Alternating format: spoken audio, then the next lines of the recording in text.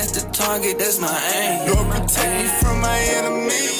Much opposition in the field, I'm sowing plenty seeds. In my position, grind, I'm tilling, fertilizer dripping. But it's God's villains trying to steal them while I'm trying to heal them. Then my mind remember God gon' kill them. Why would I feel them? Bring the torment, insurrection. Take my mortal imperfection. I want more from his possession. Over that portal, this direction. Now I'm soaring, this prophetic. I'm exploring this dynamic. They wanna shorten my conception, but too late, I'm over the planet. Why give up when I got rulership ahead of me?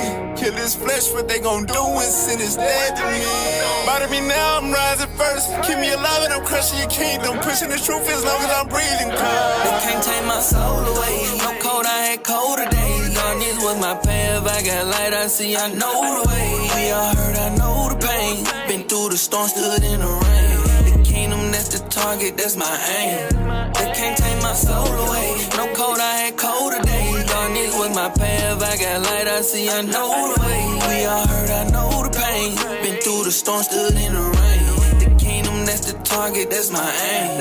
Yeah.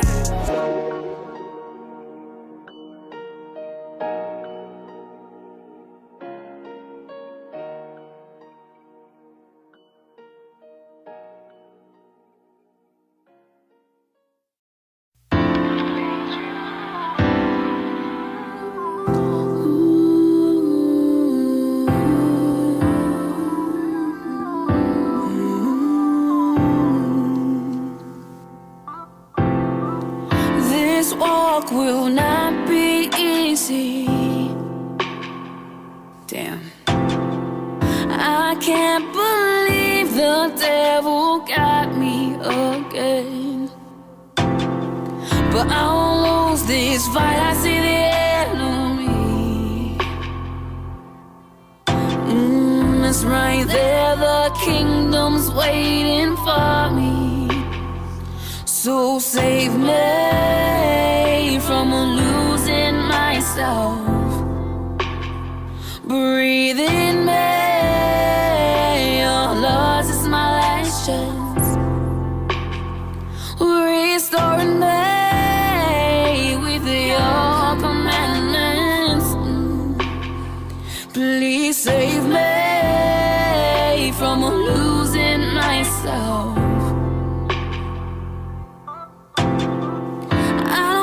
Find out the hard way. No, no, no, no, no. To burn in Babylon is not worth it. I gotta seek the Most High 10 times more and cleave to Him like never before. So save me from losing myself.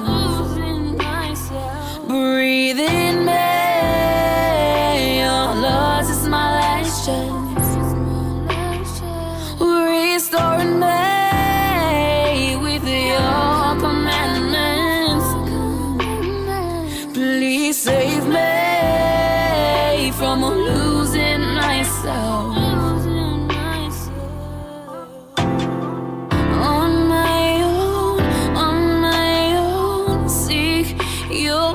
Salvation, leave me alone, resist all temptation. I will have hope, keep the zeal. There's no other way. She's staring me in my face, makes myself. Breathe in me, your loss is my last chance.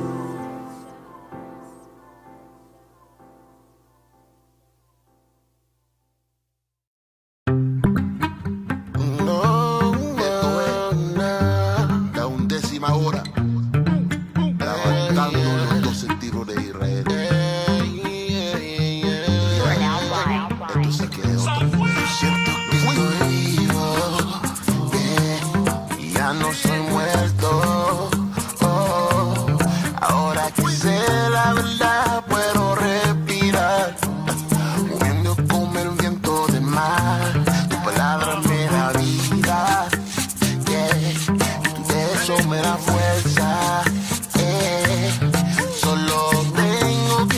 escuchar tu voz, igual a tus leyes que tú me dio. Tú eres mi fuerza, tú eres mi luz, tú eres mi vida, tú eres mi sol.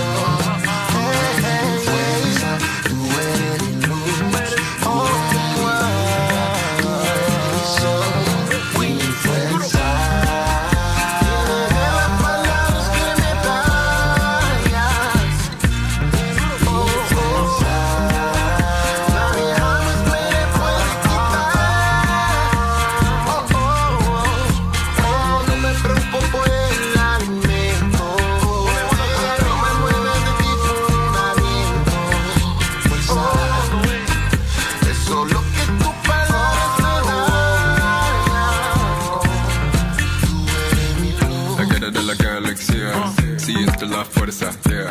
Palabra espada, sin la luz mi vida es nada, yeah. Mi vista es clara, comprendo moneda morirá. Así yendo la música en el espíritu, no en Coachella. Yo sé, no puedo retirar cuando me permite respirar. Yo voy a cualquier lugar que me quiere colocar. Tú eres mi luz, tú eres mi vida, tú eres mi sol. Tú eres mi luz, tú eres mi vida, tú eres mi sol, mi fuerza.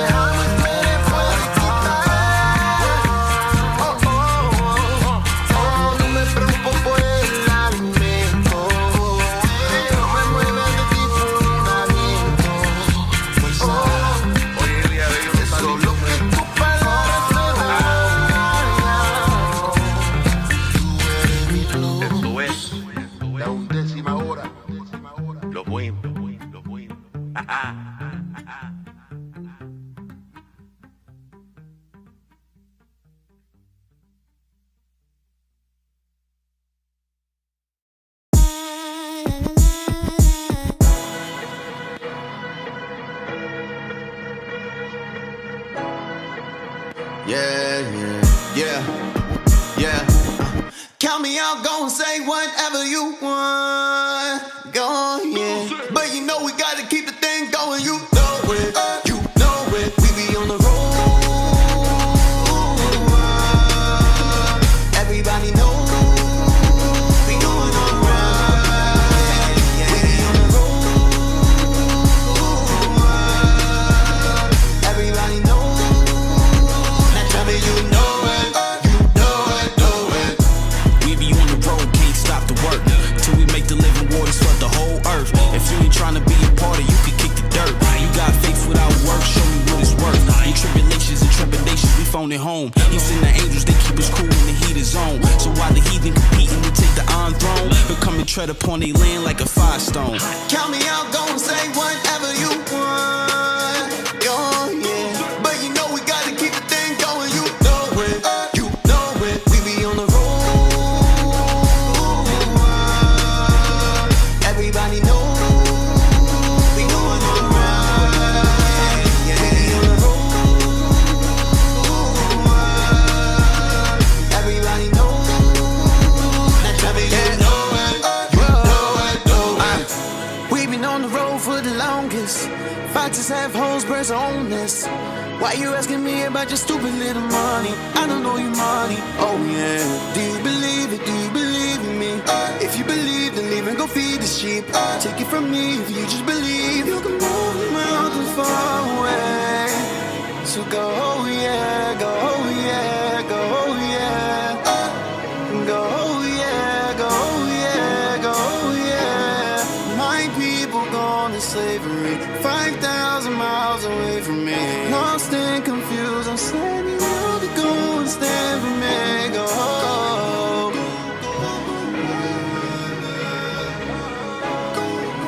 So we going all around the world.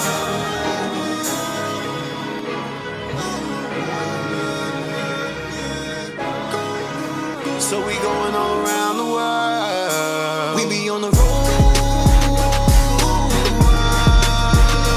Everybody know we going alright. Yeah. We be on the road. Everybody know. Now tell me you know it. You know it, know it.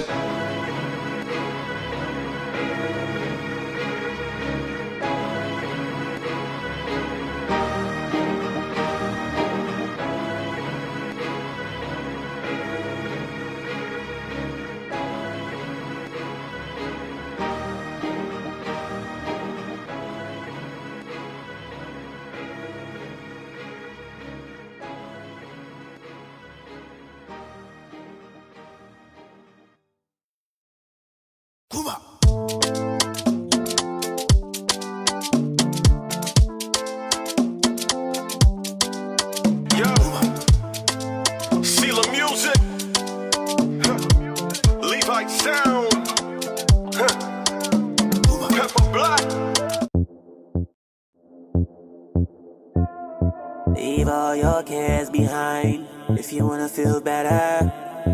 We got good vibes for you if you wanna feel better. Take a deep breath and relax and just chill, just free your mind. It's a party over here and I'm feeling good tonight. Cause tonight's a party, yeah, yeah. Big good vibes, don't worry, no, no, nah. Cause tonight's a party, yeah, yeah. Big good vibes, don't worry, no, no. We can make you feel better. Whoa, we can make you feel better. Whoa, I got all of my friends, them with me. I stay far from my enemies. Happy people, good times, all I see. Oh yeah, yeah. And there's nowhere else I'd rather be.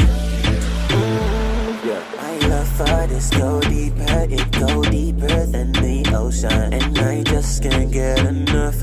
I'ma give all my devotion. And we bragging and we boasting. I feel special, I feel chosen. I was sleeping, now I'm woke. I feel precious, I feel golden. Cause tonight's a party, yeah, yeah. Big good vibes, don't worry, no, no, nah. Cause tonight's a party, yeah, yeah. Big good vibes, don't worry, no, no. We can make you feel better. Whoa, we can make you feel better. Whoa. I don't wanna waste no time. I just wanna free my mind. All I want is big good vibes. I'm gonna dance tonight, sipping on my drink in my cup. Stay sober, I'm never slipping up. Good vibes in the place, that's what's up. Righteous feeling is never gonna stop. Cause tonight's a party, yeah, yeah. Big good vibes, don't worry, no, no, nah. Cause tonight's a party, yeah, yeah. Big good vibes, don't worry, no, no. We can make you feel better. Whoa, we can make you feel better. Whoa. Haters, them got your name in them mouth, demons, grudgeful thing them a promote. Fire, don't give them room in your life, it's just you out. Gotta burn up them soul with the fire we can't have. Rise, I feel make all of them realize that we are the children of the promise, so how we a get the prize. Yeah, vex them, vex me see the evil in them heart, they coulda smiling at your face, but me no see a disguise. Now if the haters power over you, judge and not sleep, him watching over you. I am a keep you safe in the valley of the shadow of death, so the murderers not come and over you. Tryna get the haters power over you. And judge and not sleep, him watching over you. I am a keep you safe in the valley of the shadow of death, so the murderers not come and over you. Cause tonight's a party. Big good vibes, don't worry, no, no. Cause tonight's a party. Big good vibes, don't worry, no, no. We can make you feel better. Whoa, we can make you feel better. Whoa. Leave all your cares behind if you wanna feel better. We got good vibes for you if you wanna feel better. Take a deep breath and relax and just chill, free your mind. It's a party over here and I'm feeling good tonight. Cause tonight's a party. Big good vibes, don't worry, no, no.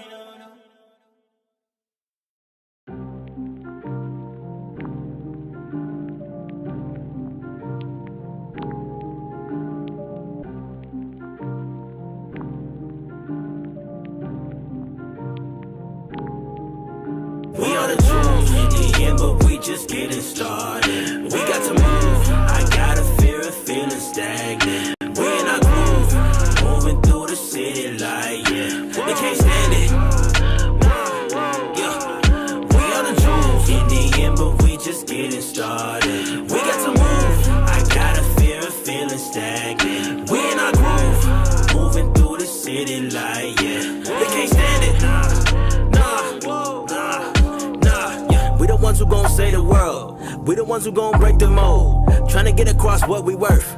Merciful when he flooded the earth. Promise to never do it again. Bows in the clouds is bending in the wind. But the lioness I ain't gon' raise hell. Iron sharp iron, but it rains still. Brothers out here getting boot box when they wanna drop 250 on the shoebox. Not tryna come off a soapbox, but so much grind we get backed up. And they got us like, why the heathen be pressing us so much? Why the heathen be oppressing us so much? Know when they go down, then we going up. Truth raining down like we broke the sky though. Have them watered up like I name Apollos. But Jacob getting caught up in the same things. Cause all they recollect is gang, gang. We tryna grow up like the cream of the crop. And the blood touching blood like a strip on the plot.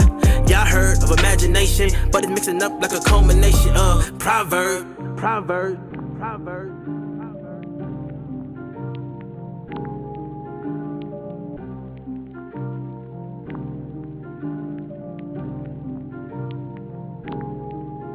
We are the Jews in the end, but we just getting started. We got to move. I got a fear of feeling stagnant. We in our groove, moving through the city like, they can't stand it. We are the Jews in the end, but we just getting started. We got to move. I got a fear of feeling stagnant. We in our groove, moving through the city like, they can't stand it.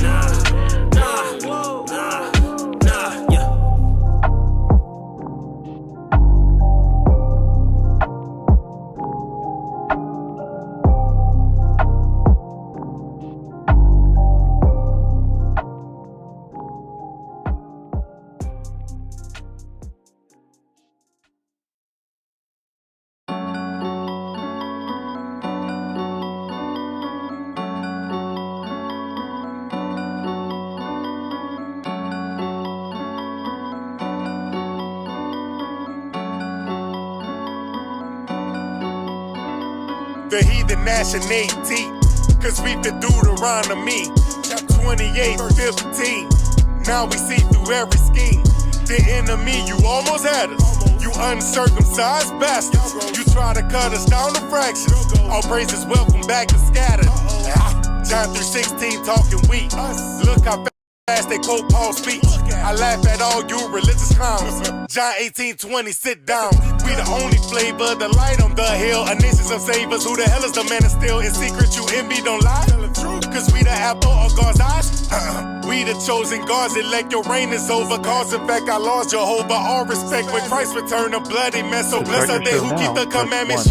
And the faith Your of Christ, show the is saints he will scheduled to spell. start The saints in of forever, let's praise the 31 Most High. seconds. So rock 37:25. Oh by the way, who are the saints? We are the saints. Who are the saints? We are the saints. Who is the we? The black and Hispanics and Native Americans. We are the saints. Who are the saints? We are the saints. Who are the saints? We are the saints. Who is the we? The black and Hispanics and Native Americans. We are the saints. Your show will go live in 5 seconds. 4, 3, 2, 1.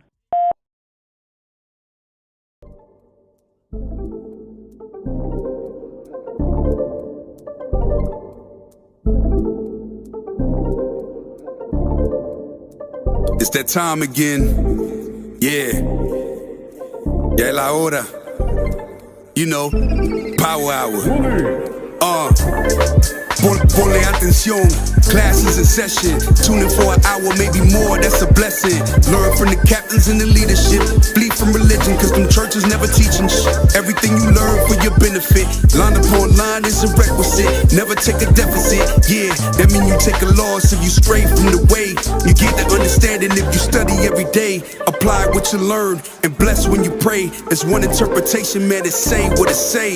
Ya viene el tiempo, entra para el templo. Aprende del maestro con talento. La Biblia es el centro, usando a Israel como instrumento. No te pierdas en doctrina como viento. Estudia y ora y aplica. Tiempo para Dios, ven, hace una cita. Escritura dinamita, morenos y hispanos israelitas. Oye cómo explica Israel unido en Cristo para la vida, nunca se divida. Tune in, it's the power hour. Learn your family history, don't be a coward. Yeah, tune in, it's the power hour. I said learn your family history, don't be a coward. Yeah, history to learn. It's the power hour. The 11th hour.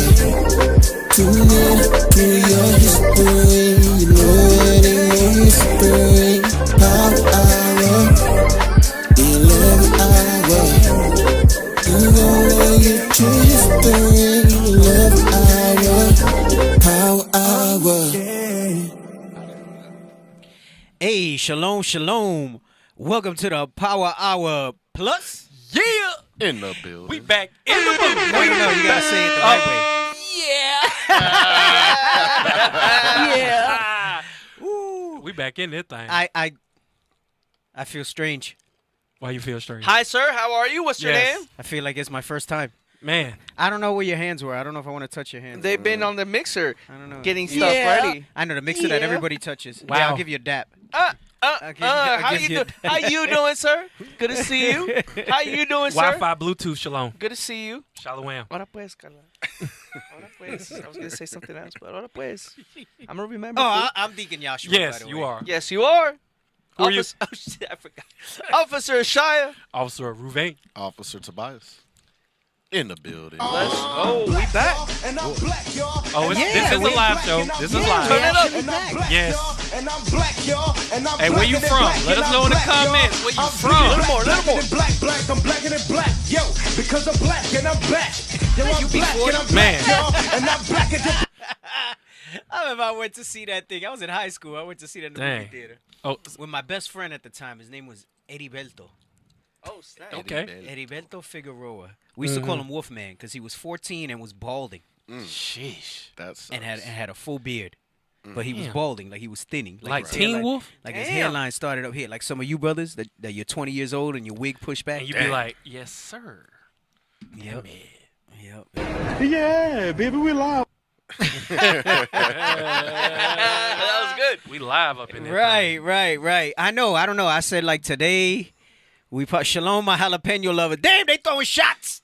Damn it. They throwing shots at Tobias already. Already? What happened? Damn it. What happened? They said Shalom, my jalapeno lovers. lovers. Oh, yeah. We in that thing. Uh-oh. New Orleans is out. No. The sisters in the house, not New Orleans, bro. Get it right. Hey, I'm just going there. Detroit, Michigan. He's saying, whatever. we got Florida. he like, I see you, honey. Right.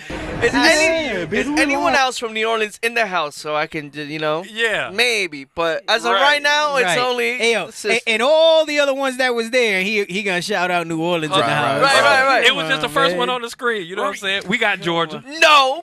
Detroit was first, and then Florida, then... Right. then I had to scroll up. Exactly.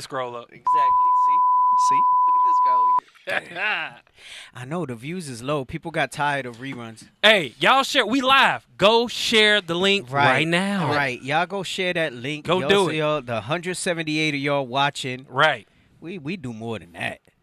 What's happening? I mean, I know. What it do, I know, man? I know I ain't black like this to get 5,000 live views, but But you black like that. we do more than 178.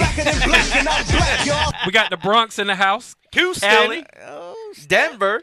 Okay. We got Mexico City. Okay. Damn. Okay, we got Bronx. Denver. Wow, Mexico City. Look at that. Yes, Yeah, sir. man. Let them know we live, bro. California. Yeah, we live. California. And I don't know. I got to tell you, I don't. There's been so much that I want to talk about that I don't have like A topic. I don't really have a formatted show tonight. Okay. We're gonna look at some stuff. We're gonna talk about a few different things, right? And then we'll see how the spirit moves. What's up. Hey, do y'all notice the lights and stuff? Like we different? What Like it we do, different? man? Yeah. Like we different. What's happening? What it Right. do? A little studio upgrade. Yeah. Mississippi in the house. Hey, dude, it looked like the inside of a chariot, if you ask me. How you know what it Exactly. I'd like to imagine. What scripture is that? I can't imagine. Claw him mercy. Oh my God. Stop it. Get some help. Why you gotta kill my dreams? Connecticut. Trying to shoot me Connecticut. down. One of my top tribes, Benji. Connecticut. Boop, boop. Benji. Sheesh. We got Seattle up in this thing. Right. Right. We're looking all futuristic. Futuristic. Arizona. Okay. Seattle. Okay. All right. Hey, who of y'all have bought some new MBD, man? Man, for real though. Talk to them. Hey, I'm just gonna tell you like I told him in here. Every month, that's just one of my bills. Damn. Every month, I get the 3-piece with the code. What's the code? The code is MBD20. 20, when you buy a little twanky twank, when you buy 3 premium products or more, you get 20% off. And can we get that camera? I just want to just one time for the one time. You on there? I think you got this thing off again. What's going on? What's happening over there? I don't know. It's not Claw have mercy. Oh, Lord. Oh God. Can we send? We need somebody come. We need some milk. Somebody come. To the, I know because come to the getting studio. in and out of these chairs, bro. That's not gonna work. We need some milk. Listen. The way these chairs set up right now, it ain't gonna happen. We need somebody in here. Come we on. need some producers come in. Produce the fan on Deacon. Produce the fan on Deacon. Yeah, Okay. no, run it back No. a little bit, but I just need like face the LED screen towards me. Oh God. There we go. All right. Oh God. All right, now We're gonna be all right, y'all. We're gonna be all right. back to this MBD. Talk like, to me. Seriously though, Talk to me. it's glistening right now. Hey, put that up, man. Full screen that thing. It's glistening right Hey, now. so what do you do every paycheck, Officer Ruben? Talk to me, man. I buy MBD. It's one of my bills. How You know- much? How much? What do you do? What's so up? that's what I get. Look, I get a beard wash, I get a butter, and I get some oil. And I also get me about 5 of these little tester packs because I want to see which ones I like and which ones I don't. You testosterone? Yeah, that's the only time you gonna get me the testosterone. Now, I've pretty much gone through all these the little testers, and the ones I don't like, I just give them away to brothers in the body, and we just pass it, pay it forward. That's how we do that. Okay. All praises. Hey, you know what I need to get me? I need to get me one of them, the growth one. The growth ones, okay. And the wash. They giving me men's conference questions. You got any advice for growing in this truth? Yes. Keep the commandments. Yeah, grow your beard. Listen to your leadership. There you go. Follow counsel. Endure and listen to your leadership. There you go. There you go. You got it from the man himself. That was wise. That's some sound advice. Golly. That's some sound I advice. didn't do 10 milliliter growth. I don't think I did 10 milliliter growth because I felt like you really need the full bottle to benefit from the growth. Yeah. So I didn't do 10 milliliter growth because like 10 milliliter ain't gonna. Right. It's more like for you to sample the scent. That's you right. know? That's right. Yeah. So. Hey, who shared the link though? Oh, I see it. Oh, we got it cracking in here. Where we at? 140 something? We're at 216. Oh gosh. Yeah. Look, we haven't even spoken about the image of Christ. What is happening? Somebody quoting Punch's Pilate. What is happening? His golden colored hair and beard.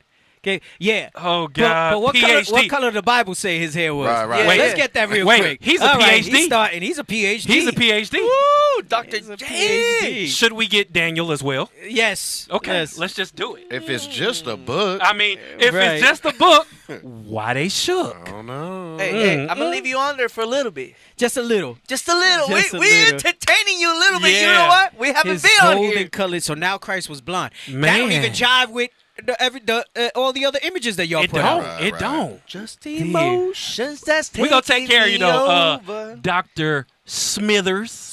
Schmithers. We finna blow your Dr. Smithereen. Let me give you some hermeneutics real quick. Let's get it. Oh, not the Herman. you Going Not straight the to the Herman. Herman. Bring it out, man. Let me give you some hermeneutics. Get right to the point. Get right The to the book point. of Revelation, chapter 1 and verse 15. Uh-huh. Verse 14, his head and his hair. Right. So the hair on his head and the hairs on his beard. Come on. Were white like wool. Oh, they were white like wool. They have were mercy. white like wool. Come on. as white as snow. Damn, he ain't no PhD. Look, he talking about fight back, wimps. Yeah, you're not a PhD. Listen. You're comedic at best. You called me a wimp. Oh God. See, I'm sure.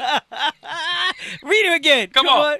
His head and his hairs were white like wool. Right, they were white like wool. Oh, God, let's love it. Let's leave that image up. Come on. Yes. Go. As white as snow. As Yes. white as snow. Wait a second, because somebody might say, well, that was a spiritual form. Right. Read up where John says to one like the Son of Man. Uh-huh. The verse 11.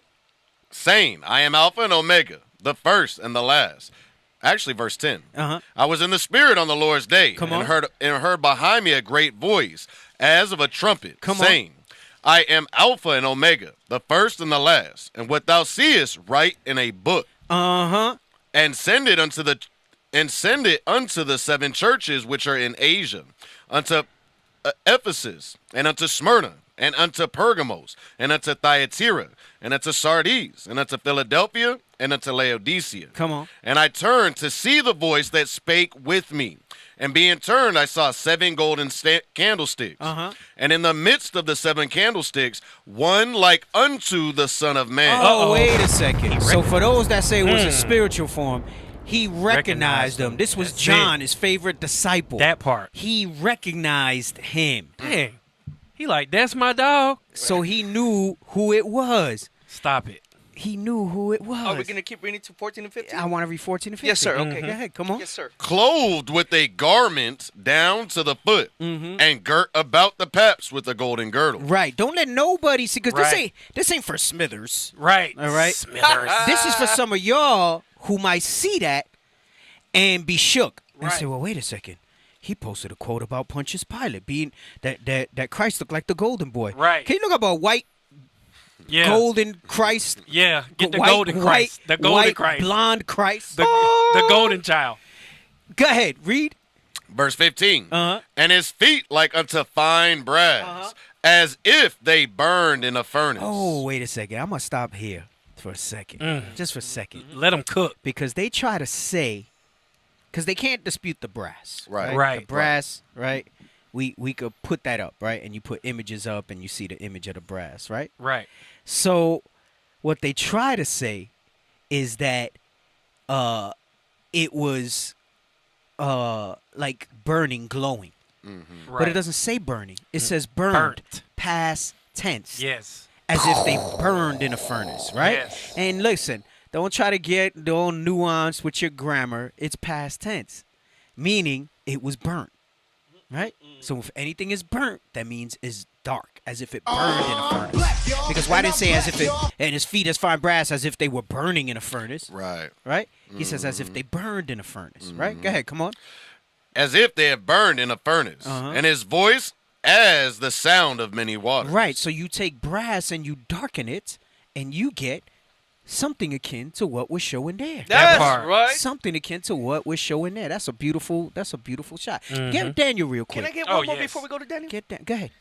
Revelation 2 and 18. Give me Revelation 2:18 because he said in verse 10, 11, he said, the Son of Man.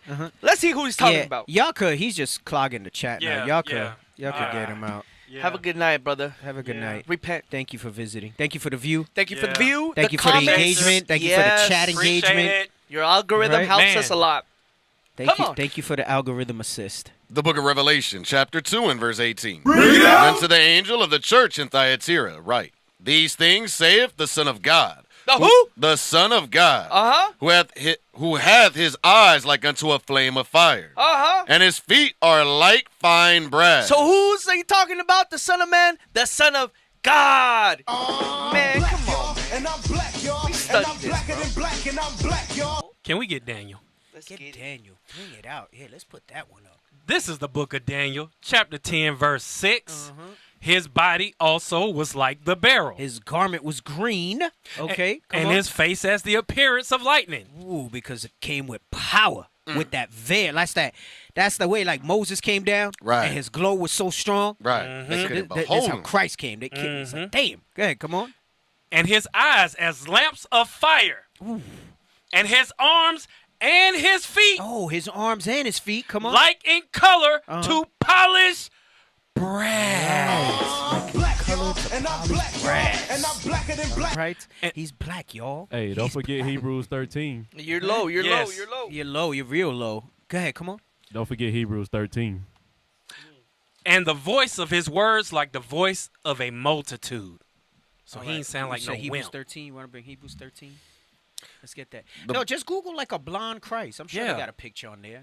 He quoting how do you know they Pontius Pilate even said any of that? He quoting That's the best you go get. All right, that's it. You couldn't find one that said a blonde Christ. Damn it! Come on, man. man. Everybody knows that image, but I wanted to show the. While we waiting on that deep, can I bring something out real quick? Oh, this one. You found it? Yeah. There it is. That's the one. That's the one he's saying he looked like. It looked like he came up in the 60s and 70s. Yo, man, he looked like the Edomite that live on the beach in San Diego. Right. Yes. Yo, for real, the surfer dude. Like the surfer dude that lives on the beach in The San Diego. hipster. Oh wait, there's another one. I saw another one. Just put blonde Christ and go to images. Damn. And then let me see all of them as you roll them up. Go to blonde Christ and go to. That's it. That's the same Christ in Book of Clarence. Man. Oh, yeah? Benedict Cumberbatch. Bruh. That was his name. What the hell is this, man? The beach hippie. Are you a homosexual? Damn. Why are you gay? Why are you gay? There ain't no way in hell that was the Christ that took 3 chords, braided them up, right, and went and started turning over tables and beating people's behinds with his little whip that he made. Right. There ain't no way. Come on, doctor. Come on, Doctor. Can we get this script real quick? Doctor. Go ahead. 1 John 4 and 3. Real quick. Because we get this a lot. People be talking. I heard something about Christ was, when he was burned, it said he was white like the ash. Stop it, bro. What? Burn means black. Period. Read Stop that. it. The book of 1 John, chapter 4 and verse 3. Every spirit that confesseth not that Jesus Christ is come in the flesh. We read that his flesh was black, y'all. It was bliggity, bliggity, bliggity black, y'all. Come on. Is not of God. Is not what? Of God. So if you don't believe Christ is black, you are not of God, which means you are of Satan. Watch this. And this is that spirit of Antichrist. If you don't believe that Christ was a black man, you are the Antichrist. Come on. Whereof ye have heard that it should come. And even now already is it in the world. The spirit of Antichrist is already in this world because we got this person talking about Christ was golden. Man, get out of here. What the hell is he quoting? I don't even know what he was quoting. He said it was Pontius Pilate. Bro. That he was golden haired and. Yeah, he Patrick Swayze from Ghost. Damn. Snap. He said looking like Patrick Swayze. Oh, snap. Bro. Damn. Hey, read Hebrews 13 and 8. Hey, okay, you're still brother. low, you bro. sound so low. Come We barely heard you. Come on, man. The book of Hebrews, chapter 13 and verse 8. Oh, bring that out. Jesus Christ, the same yesterday, and today, and forever. He was always black. He was always black. That's right. And you got to understand, spirit of Antichrist is to say anything contrary to what it is. When people try to tell you that it don't matter what he looked like, that's Antichrist. Right. Because he said write it in a book. He said write it in a book. That was funny. He got a little engagement out of us. He did. Yeah, we man. appreciate it. Hey, yeah, thanks. Feel special, Dr. Smith. Schmithers, thank you. Feel special, bro, man. Hey. One Schmithers from The Simpsons. I don't know. Feel special, man. I'm just saying that. Excuse me. What are you doing, man? I am tired, man. I feel like I've been fighting something. We got your back today. Look, we back. I'm going to tell you why we were gone so long. All right. We were traveling for the Passover, right? As everybody saw, right? But, you know, we got to be, discreet. Yes. In how we announce those things and say those things, right? Exactly. Yes, sir. And when we got back, I was ready to. Because remember, the last episode, we went into stuff on PR from the book. I was talking about Ephraim being mixed amongst Asher. South America. What? Right. And we were going to continue on with that. We will get back to that. We're going to continue on with that, talking about Manasseh ben Israel. and I had picked up some stuff in Puerto Rico that I wanted to bring out on the show. I even bought some books that I saw there. I haven't been able to get into them the way I want to. Things have been real hectic. But between things being crazy and then me not feeling well here and there certain days, it turned into 4 episodes that we missed, you know? So I know, like, I said, damn, do I just come and pick up like nothing happened, or like you never left? But there's just so much stuff. You see, we've all been posting stuff too, right? Yeah. That's A lot like going kind on. of good for us to speak about. So, you know, today's going to be a little less formulaic than what we typically do, because we trying to get back into the groove. Once the spirit moves, it moves. Right. That's what it is. So we try to get back into the groove, and you know, then we'll see about getting more formulated in some of the topics. Yeah. And go back to that, you know. So you know, we'll get back to some of that stuff. We'll bring that stuff out. Hey, but one thing y'all got to look at that is going on right now. Y'all seen all the college protests, right? Yeah. Right. The the pro-Palestine, they call them. They're pro-Palestine. You notice even in their terminology of how they call some of these protests, they won't call it an anti-Israel protest. They'll call it a pro-Palestine protest, right?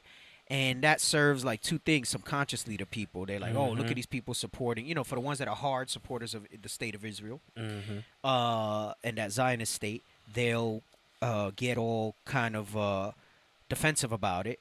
And then at the same time, they don't want to put anti-Israel because of the way that they're pushing this anti-Semitism. It's crazy. They've been locking up these college students, not just suspending them, expelling some of them. Oh, dang. Expelling some of them so that they can, you know, kind of hush what's going on. Now, they were saying some of them were getting violent, some of them were getting extreme, this, that, and the other, and that's why they put them down. We all know how those things kind of work, right? Yes. You got agent provocateurs. They get people in the mix to kind of fuel the fire. Right, do those things, right? So, I know many of us might have just in passing been like, you know, the hell with them, right? But you got to keep your ear to the ground on certain things, because sometimes one thing is the cause for something else, right? This goes into that crafty counsel. Before we get that, I'm gonna go back to Psalms 83. You know, that well never runs dry. Never. That well never runs dry. It's like a fountain. And then is it in Micah, the other one, where it says about they do the evil on their beds? Yes, somewhere. Is it Micah 2 or 3? I got you. I know what you're talking about. You know what I'm talking about? Is it Micah? No. Which I think one it's Habakkuk. Is it Habakkuk? Yes. No, you sure? Give me 1 second. Psalms 83, and you want to start at 1? Start at 1. The book of Psalms, chapter 83 and verse 1. Keep not thou silence, O God. Hold not thy peace, and be not still, O God. For lo, thine enemies make a tumult, and they that hate thee have lifted up the head. Right. No, it's Micah 2. Okay. It is Micah 2. Micah 2 and 1. It is Micah 2. I was thinking about the one that says they devour the No, poor no, secretly. No. That's good, but this, I mean, it's all part of that. But but yeah, go back to Psalms 83. The book of Psalms, chapter 83 and verse 2. For lo, thine enemies make a tumult, and they that hate thee have lifted up the head. Right. So we always thought that this was one time. This is a continual thing, right? They have a perpetual hatred against us, all right? Remember, it starts with Esau. You read that in Genesis where he talks about his hatred. Though he reconciled with Jacob in that time, his seed after him had something in his bones. You read that in Job, right? I think it's in Job 20 where we talk about in his bones and his descendants have it too, right? So that hatred that he has for us, because he's not us. Remember, he feels like his birthright was stolen, and to say that it was stolen is not accurate. That was the Lord's will, and he gave it up, right? Exactly. Right. But you remember that, you know, the Most High is the author of all this, right?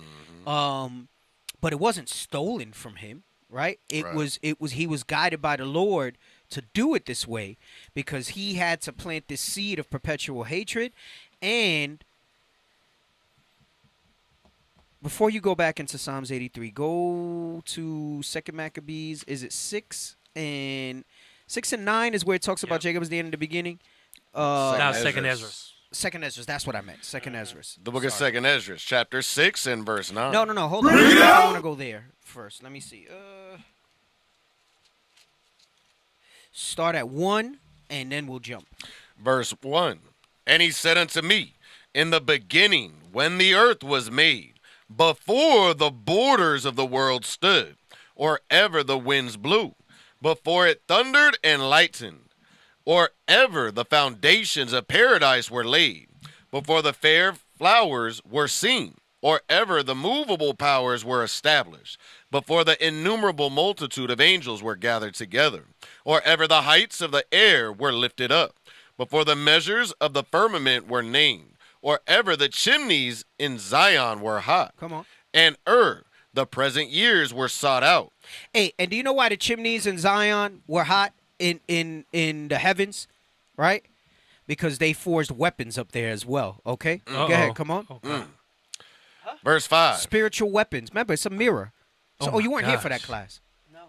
Your tummy was hurting. Oh, my tummy was hurting. I'm not going to come because my tummy is my tummy feels queasy. He said queasy. Patterns in heaven. Yeah. I love you too. And I miss you every time you do a class. Come on. Verse 5. And the present years were sought out, and or ever the inventions of them that now sin were turned, before they were sealed, that have gathered faith for a treasure. So he's letting you know how far back. Damn. Remember, he said unto me in the beginning when the earth was made before.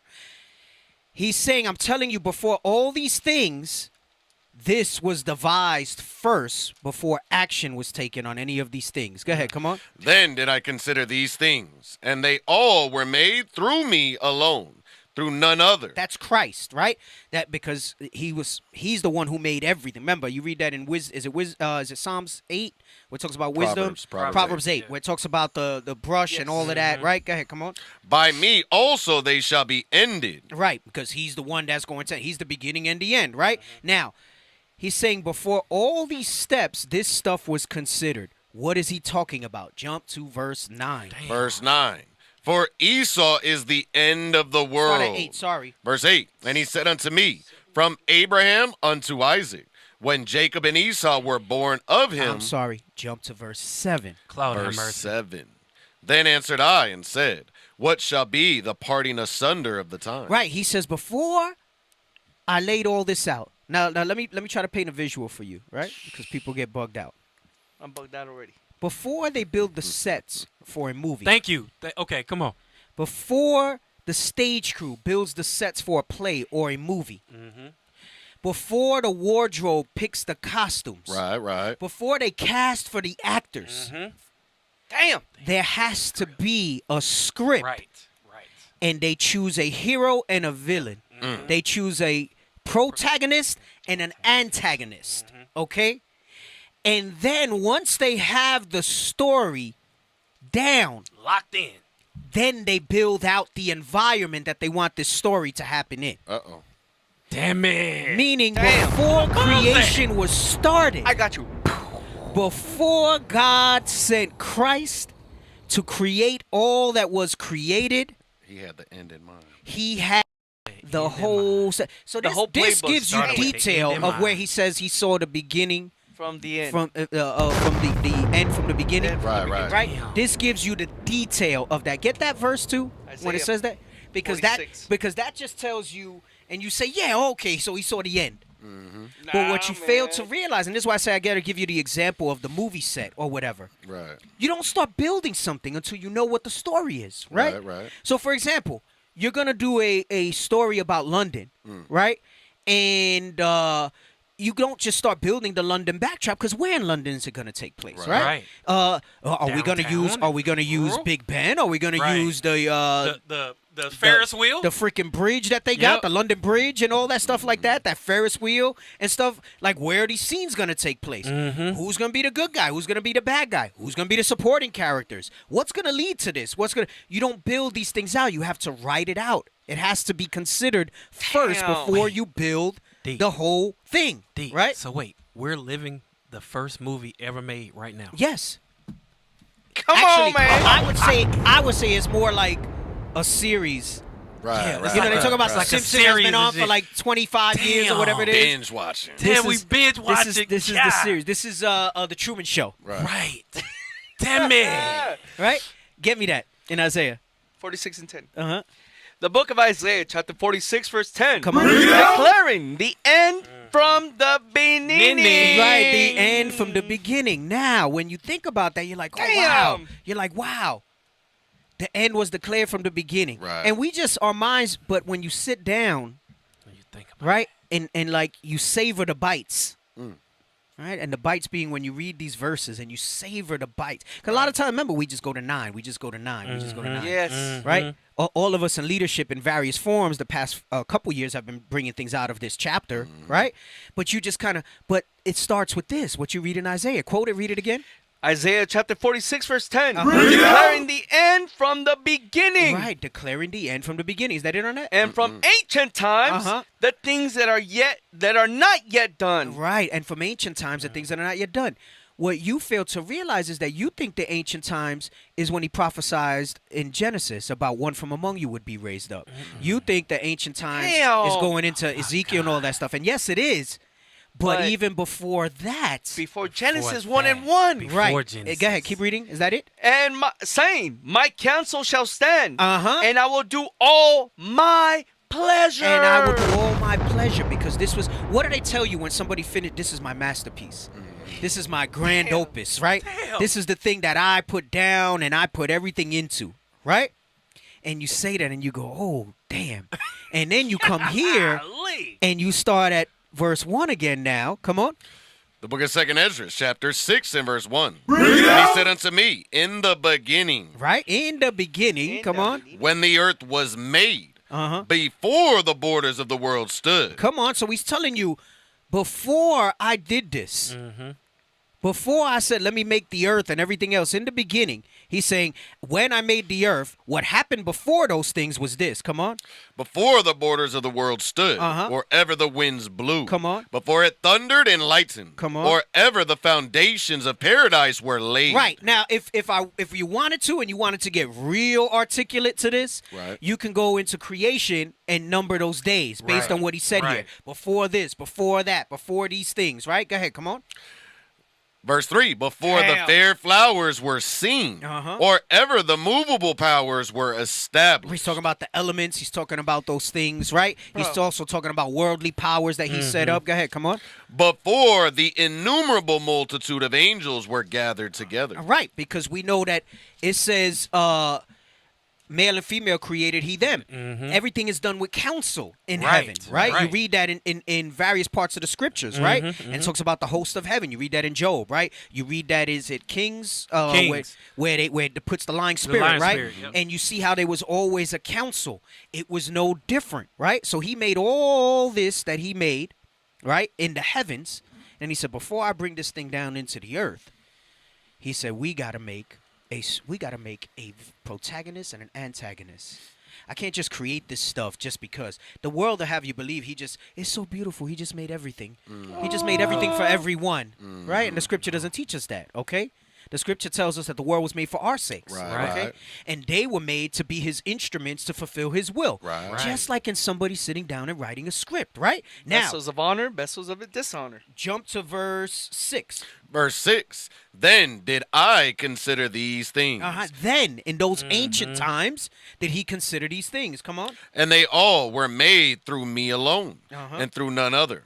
By me also they shall be ended, and by none other. Right. So, meaning where Christ had a part to play in all of this had to happen before they even created the protagonist and the antagonist and everything else that was going to happen, right? So he said, okay, who's going to be the one that's going to begin it and end it, right? Who's going to be the one that's going to say what and make these things actually take effect, right? Almost like the director, right? Go ahead, come on. Then answered I and said, what shall be the parting asunder of times? Or when shall be the end of the first and the beginning of it that followeth? So he says before he made all that, he hinged it on this. Go ahead, come on. And he said unto me, from Abraham unto Isaac, when Jacob and Esau were born of him, Jacob's hand beheld first the heel of Esau. So he's letting you know I made Jacob the protagonist and I made Esau the antagonist. Go ahead, come on. For Esau is the end of the world. I said it before I even started creating the earth. Because remember, he made it for our sakes. So if he made it for our sakes, that means he chose us before he made it. Right. He didn't make that decision after we were in the earth. Right. Damn. He chose us from before. When you read in Jeremiah 1, where he's before I formed you in the womb, let's go and read that. We're going to come back to this. Lord have mercy. You got to look at it on a bigger scale. Give me Bible. Hey, brothers and sisters, y'all better be liking, sharing, subscribing right now because, hey. Man, give me Bible. That's all. For real, wipe it down. Golly. Y'all better be making YouTube shorts out of this, bro. I didn't even get to the news. I'm thinking about this because of the news. But what? Jeremiah chapter 1 and verse 5. Before I formed thee in the belly, I knew thee. Right. We're thinking, yes, he's talking specifically to Jeremiah, but if he did that to Jeremiah, how do you think that happened for all of us? Right. For all of us. And if the world was made for our sakes, he didn't make that decision after he made the world. He made it before. So he's letting you know what we're reading in 2nd Ezra 6. All this was predetermined in a council in heaven prior to the creation of what we know the creation. Because obviously he created the angels and everything else, right? But when we talk about creation, we're talking about here, not the paradise. Right? We talk about what we see. Remember, there's things seen and unseen, right? Go ahead. Keep reading. Wait, go ahead. When Genesis 1 and 1 started happening, that was like, all right, we got the playbook. Let's go. Yeah. Let's start putting action to the page. All that we're living now and everything that's been written was already written out in the heavens first. Deep. Damn. Wait. It's a scripture. I got you. It's a scripture in 2nd Ezra that it was talking about how we were already up there in the council with him. Yes. So we was helping them put the playbook together. But that goes into what you read in Ecclesiastes 1 about there's no remembrance of the former things. Right? So we don't remember that we actually contributed to the script. To the scripts. Right? Damn it. In that way, into that end, right? And remember, so basically, you ever seen them in the writer's room? Yeah. And like, you know, you see behind the scenes of your favorite show, and you're like, oh, you know what? But what about this and what about that? That's kind of what was going on in heaven, right? But at the end of the day, the final say is the Most High in Christ. Right. So they're sitting there and they're saying, oh, but just like you read, and I can say that because when you read about, he says, well, let me put a lying spirit, or I'll do this, or I'll do that. That's them at the table, the creative table, editing. And they're brainstorming and saying what they're going to do. Right. So once he started creation, everything was done with precision. There was no changes on the fly. Get that? Is it Malachi 3 where he says, I'm the Lord, I change not? Yes, 3:6. Again, that looking at it deeper than just he's not. This is why he's not going to change and why Israel was not done away. He set this in motion before he set what we see and what we're living in motion in the terrestrial. Right. Go ahead, read that. The book of Malachi, chapter 3 and verse 6. For I am the Lord. I change not. I change not. Once I established this is what we said. He said, he goes, in the beginning, when the earth was made, before the borders of the world stood or ever the winds blew, right? Meaning before, remember, the borders, he's talking about, he divided, what's the one where he says, I divided the nations by lot. By Israel. Right. Yeah. So before he made those borders, he made our portion first. Right. And those borders ultimately is the whole earth, right? So that's what he's going into, all right? Was that it in Jeremiah?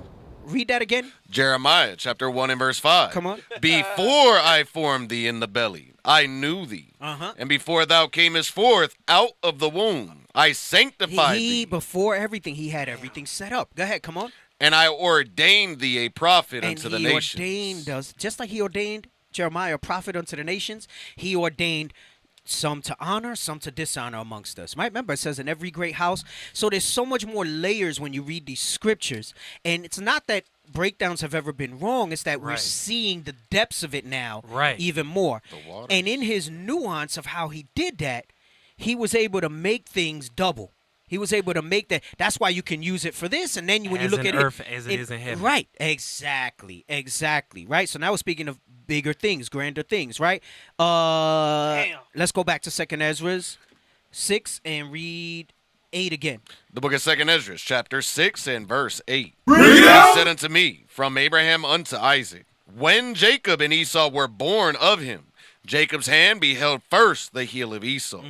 For Esau is the end of the world. He divided. He knew what the dividing asunder of the times were. Meaning, when was the shift going to happen? Right.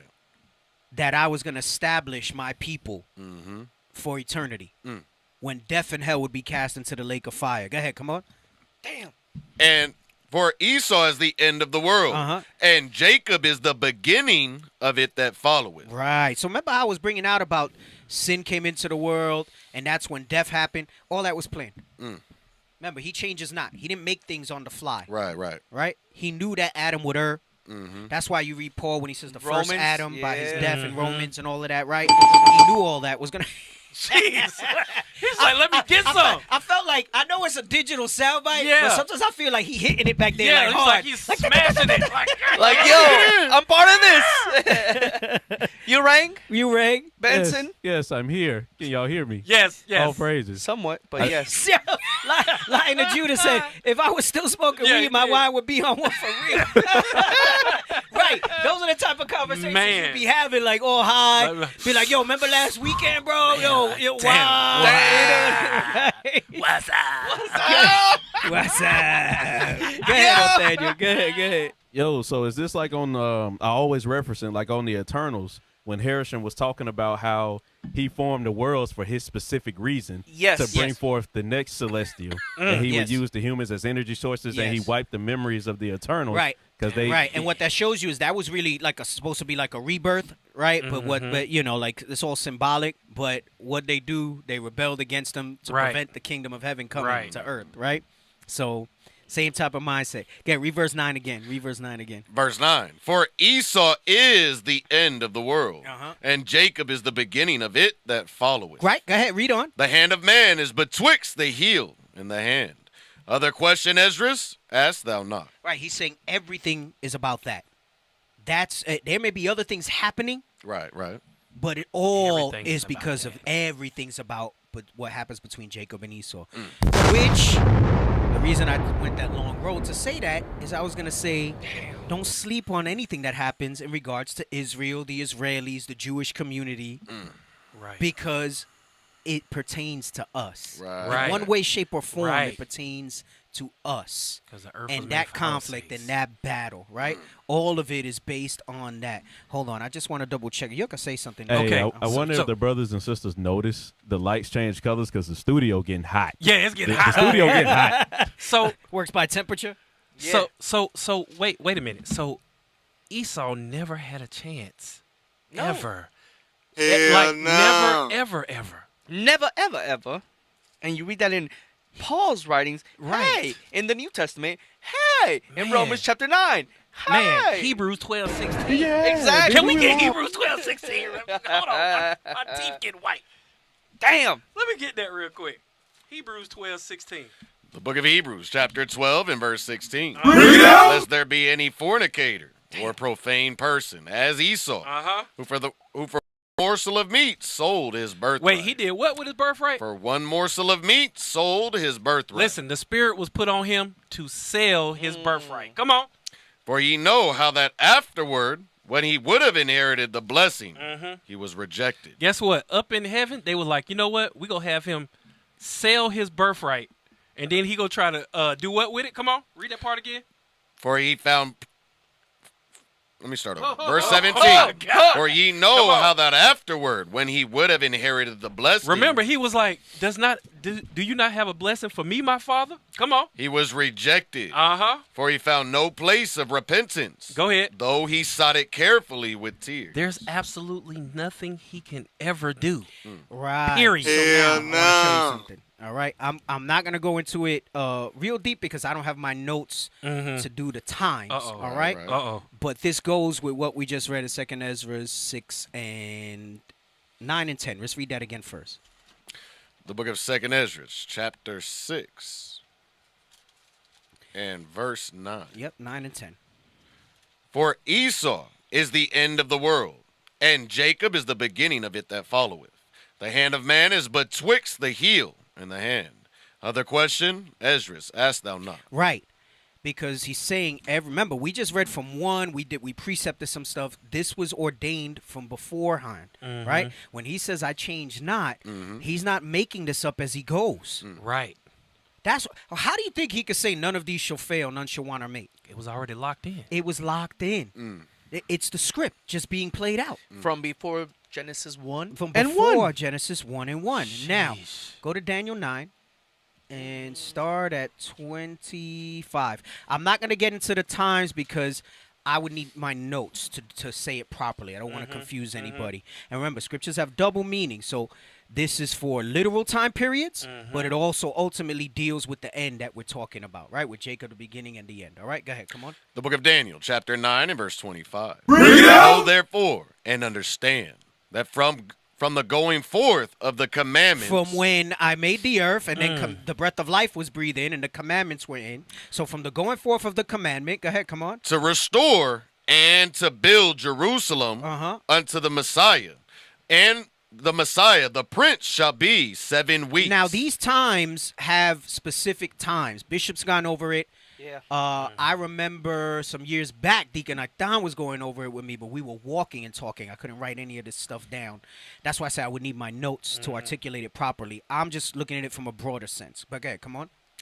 And 62 weeks, the street shall be built again, and the wall, even in troublous times. Right. So remember, this it has the double meaning, right? It's telling you.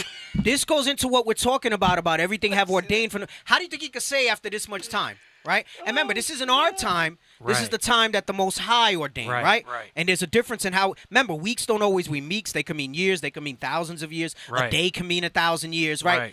It varies, okay? But he's letting you know that I knew when this captivity would end and when you would restore. I knew when this would happen and when you would restore. And what would be like the cause and effect of those? Yes. Go ahead. Come on.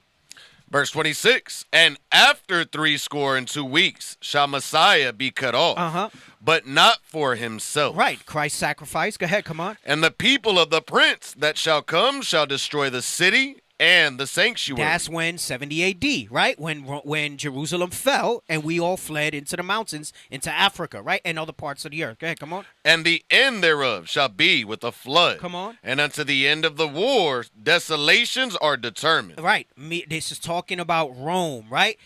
Notice he said, and until the end of this great war. Remember, there's war in heaven, there's war here. He says, desolations are determined. Meaning it's already planned out. This isn't a new thing. This isn't a circumstance thing. They've already been determined. Go ahead, read on. And he shall confirm the covenant with many for 1 week. Because it's like a covenant to him. And it says, and he will confirm it for 1 week. Go ahead, come on. And in the midst of the week he shall cause the sacrifice and the oblation to cease. Right. Now, some of you are making connections of when some of these things physically happened, right? So you understand that. But the point is this. Go ahead, come on. And for the overspreading of abominations, he shall make it desolate. Come on. Even until the consummation. Even until the consummation of what we just read in 2nd Ezra's. Right. 6 and 9, right? Jacob is the beginning. Esau is the end. Right? Go ahead. Come on. And that determined shall be poured upon the desolate. And that determined shall be poured upon the desolate. That final judgment and destruction of Esau and those nations of the crafty council. All right? All of them. All of them. All right? So, like I said, there's a little more nuance, but I had it in here as a precept. Bishop brought this out. He went over this. Not too long ago with that. So I say that to say, unless you got other scriptures. I got one. Go ahead. I got one. Daniel chapter 10, verse 20. To go into how you said that everything's predetermined. I think me and you went over this a while ago. Give me that. The book of Daniel, chapter 10 and verse 20. Then said he, knowest thou wherefore I come unto thee? If I'm not mistaken, this is the angel Michael talking to Daniel. Go ahead. And now will I return to fight with the prince of Persia. Watch this. So he said, I'm going to return and fight with the prince of Persia. And when I am gone forth, lo, the prince of Grecia shall come. How did he know that? How did he know that? Predetermined. Because remember, who came after Greece? What captivity came after Persia, Greece did. So the angel said, I'm going to fight with Persia, and then Greece is going to come after. How did he know that? It's actually Christ that was speaking to Daniel. All praises. Because Daniel chapter 10, verse 5 is talking about who? That's right. You're exactly right And then verse 11, he tells you, but, yes, it was Daniel. That's why. Anyway, yes. You got to read it. Wait a minute. The hermeneutic said, Christ said, I'm going to fight the prince of Persia, and then Greece is coming after that. Yes, that's why in Exodus 13 he said, I am a what? I am the Lord of war. Yes. I'm a God of war. He's talking, this is me making the war. It's Christ on the spiritual side making war with Persia, bro. That's the mirroring in heaven. Damn it. Yes. Remember, I went over when Michael, just like Michael was contending for us in around the body of Moses, right? That's what you missed. Did you watch the class? I did. Okay. Did you catch that part? Yes, I did. Okay. Right. You think, bro? Was it you who had asked me a question about the body? Somebody had asked me. I don't know if they were visiting. It was Eli. Right. And I don't think I answered it for him that night, but you kind of did. But you you didn't go into the scriptures. You just told us. Well, right, because it says body, people were thinking about Moses' body and how physical. they say nobody knows where it is, but that's not what it was talking about. Because you started talking to us about Elijah and then Enoch, and he's like, so it's not talking about that. You're talking about about because Elijah was taken up, Enoch was taken up. It's not talking about that. There's no dead body. Exactly. Because by now that thing would be all disintegrated anyway. Right. There would be no body. Remember, there's scriptures that talk about how we return to the earth and all that stuff like that. So it's not going into that. But I brought it out in that class. Yes, sir. Hey, and then, like I said, I know you had more questions. I just been so busy. I've lost some of the threads, but I wanted to go into that a little more to bring some stuff out. But I don't know. Sometimes I lose it and then it just won't come back. Or it'll come back in a more fire way. Right. Maybe. You never know. Well, maybe right now. Or maybe somebody else amongst us in leadership will bring it out. It'll come out. Can I get some real quick? Yeah, go ahead. Get Sirach 39 and 25. That scripture that you brought out, Deacon, was heavy because he said all of this, the repairing of the breach, all these things was going to happen in the midst of troublous times. And then at the end, he said desolations have been prepared from the beginning.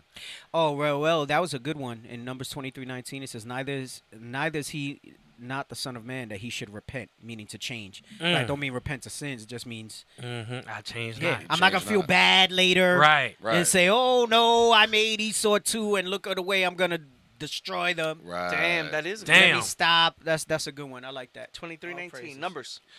This is the book of Sirach, chapter 39, verse 25. For the good are good things. Wait, my bad.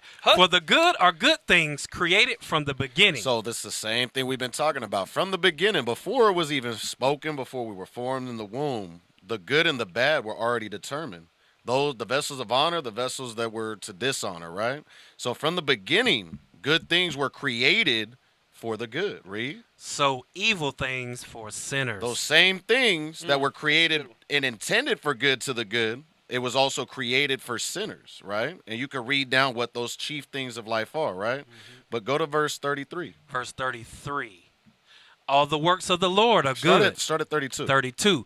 Therefore, from the beginning, I was resolved. It's the same thing. When he reflected on those things in 2 Ezra 6, he said after all of that, he considered. Damn. Right? Read. And thought upon these things. He same thing Sirach was saying. He thought upon these things. Read. And have left them in writing. He left them in writing. Read. All the works of the Lord are good. So those good things for the good and the same things that were meant for good, how sinners turned it into evil.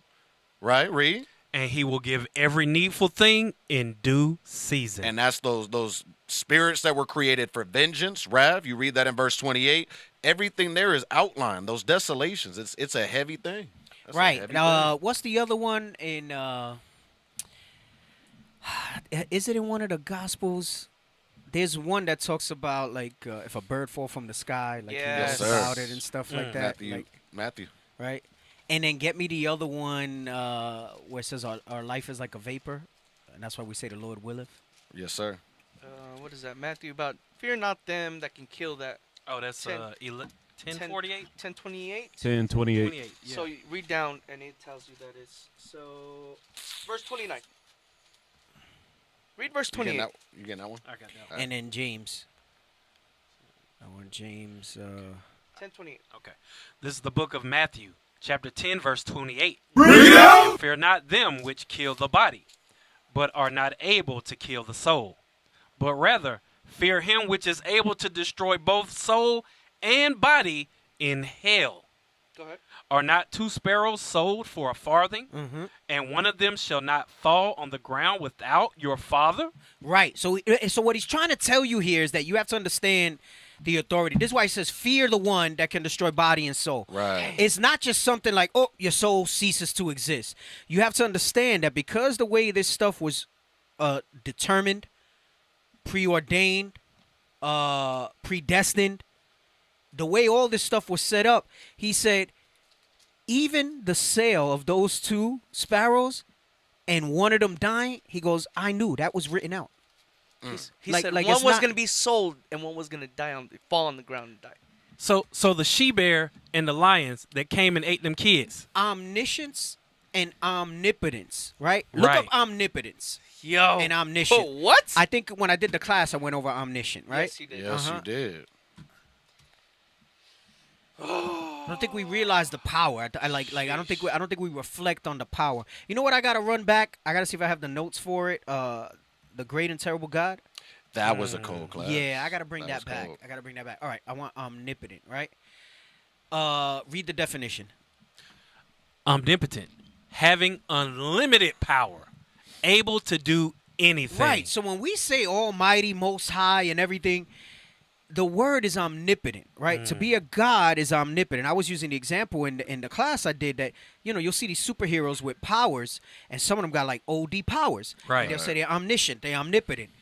Meaning, even things that we can't fathom, he can do. Right. And they'll try to make characters like that in the comic books, right? Like Dr. Manhattan. Yeah. They say he can create universes and multiverses and pocket verses. They made him like a god, right? And he can be everywhere at once at the same time, right? Like the movie downplayed his powers a little if you watch Watchmen from the movie. Right. But Dr. Manhattan in the comics is like the benchmark for a god. The movie was well done if you really look at it from the message it was trying to convey. And like, I think there's a scene where they say when he was first made, they say he was Superman and he was American. And then like later when everything's struggling, they say something about God and that he's a god. But they call him omnipotent, right? Unlimited power, able to do anything. Able to do anything. Now, omniscience. Omniscience. Check the Telegram as well. I posted something. Omniscient. No, that looks good, what you had there. Let me see what the Webster one says. It's right there. No, I like the Google one better. Okay. I like when the one because I think it's Oxford Dictionary that Google uses, right? Give me Google. Yeah, just Google omniscient meaning or definition. Omniscient definition. That's the one that I did when we did the class. Yeah, there you go. Yes. Omniscient. Because it keeps it simple. Knowing everything. Right? And what are some of the symbols? Damn. All knowing, all wise, all seeing. Now read what you had. 29. What are you looking for? Verse 29. You got to read the whole chapter. People lost it already. Verse 28. Oh, Matthew chapter 10, verse. This is the book of Matthew chapter 10, verse 29. He's rusty. Shows. Are not 2 sparrows sold for a farthing? Right, so 2 sparrows get sold to somebody for a farthing. Go ahead, come on. And one of them shall not fall on the ground without your Father? Right, so he's saying that even in the midst of your everyday stuff that you're doing. Animals. Right. But he says 2 sparrows are sold. You're talking about in the marketplace, right? Damn. They're buying sparrows, right? Right. Mm-hmm. So they buying chicken. They could be buying them to eat. They could be buying them for the sacrifice, right? Because remember, they were still under the sacrificial law. Whatever it might have been, right? We're thinking pets, right? Right. They had a purpose, right? He says so. He says, aren't they sold for a farthing? He's giving you an example of the omniscience and the omnipotence of God, right? And he says, read it again. Are not 2 sparrows? Come on. Are not 2 sparrows sold for a farthing? And one of them shall not fall on the ground without your Father? Right. So he's saying, if it dies, he did it. He planned it. Like it. He knew about it. It came through his desk. It came across. It's not something that we could fathom as far as the awareness, as far as the power of that's there. Like even with comic books and stuff, they can't really articulate it well because it's a power that we cannot understand. Can we get the next verse? Can we get the next verse? This is why I think is it in John where it says nobody at any time has seen the Father. Right. You can't. fathom. He can't even articulate it. You can't even think about it. How can you be omnipotent and omniscient, right? And embodied. Now he can make a form. It's not to say that Daniel didn't see him sitting on the throne, right? But that's still not the Father. Like him in his pure form. That's why I told Moses, you can't bear what I would show you. That's why. Damn. That's Is that why? Is that why in the beginning in Genesis it said the Spirit of the Lord was upon the face of the thing? I'll give you yes, and I'll give you another joke and see if you get. It's a joke, and it made me think of it now. It's from a movie. Wow, this stuff pops up in my head like this. Bronx Tale. There was one character, I forgot his name, but he was a fat dude. Let's say his name was Anthony or something like that, right? And he said, "Oh, and that was Big Anthony." And he said, "They say you don't walk with Big Anthony, you walk amongst them." Because he was so big, you walk amongst them. So you think about that as God, like what you just said in the beginning, right? Yes. Okay, hopefully that brings it into perspective, right? You don't really walk with God. You walk with God as far as his ways. For him to be in his glory, he's just amongst you, right? He's just amongst you. When it says he's in everything and through everything and all things, it's everything. That goes like to what you said in Genesis. His spirit was upon. Can we show this clip? This is Alice in Wonderland through the Looking Glass. This was brought out in 2016. I haven't watched the movie full, but look at what happens. So what Esau tries to do is get the Bible and bring it to life. So look what it says. Put it up. It says Underlandians living. So these are the living. Go ahead.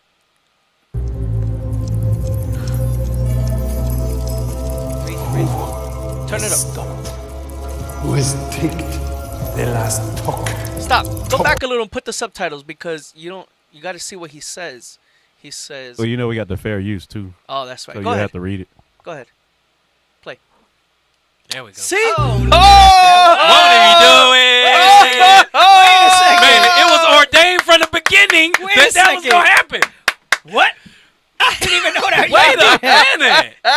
What? Look, even Tobias is impressed. He doesn't even know what happened right now. He said, wait a second. What? IT, you get a hand clap. Omnipotent power. Hey, IT. Oh, praises. Go ahead. Damn it. He said, what are you talking about? Go ahead. Play it again. Forget about it. So, Underlandians living. Stop. Wait, what happened? The last talk. Oh, man. The last tick.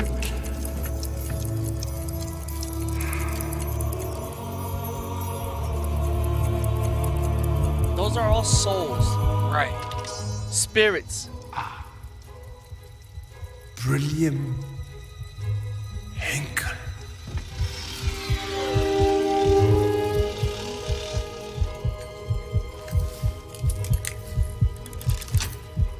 Brilliant Henkel. Your time is up. That's Damn. it. Yeah. That's it right there. That's it. That's Golly. it. Oh, He said, snap. who has ticked their last talk? Whose time is it? And Right, he and said, notice he didn't look. He just sensed it. Yes. He Right. said, "Oh, brilliant, Hank. Right. Dang. All right. Bring him down. Time is Damn. up. Boom. Can we And he read was verse done. 30? Damn. Go ahead. Verse 30. This is the book of St. Matthew, chapter 10, verse Well, 30. read 29 again. 29. Because after the clip we just saw. Okay, I'll I'll straight praise into it. 30. Right. Come on. Are not two sparrows sold for a farthing? And one of them shall not fall on the ground without your Father? But the very hairs of your head are all numbered. Damn. Right. That's perfect with James now as we go into that. He says the very hairs of your head are all numbered. By who? By the Lord. Right? It was all predetermined from the beginning. Right? And who the conflict was going to be against. Okay? Go to James 4 and start at 12. We'll just get to the point. The book of James, chapter 4 and verse 12. There is one lawgiver who is able to save and to destroy. Who art thou that judgest another? Right, because he was dealing with, and he's talking about those who would want to, it's not judging because we judge each other in righteousness, right? Yes. What he's talking about is those that were basically really trying to condemn people and saying you're not going to make it or whatever it might be.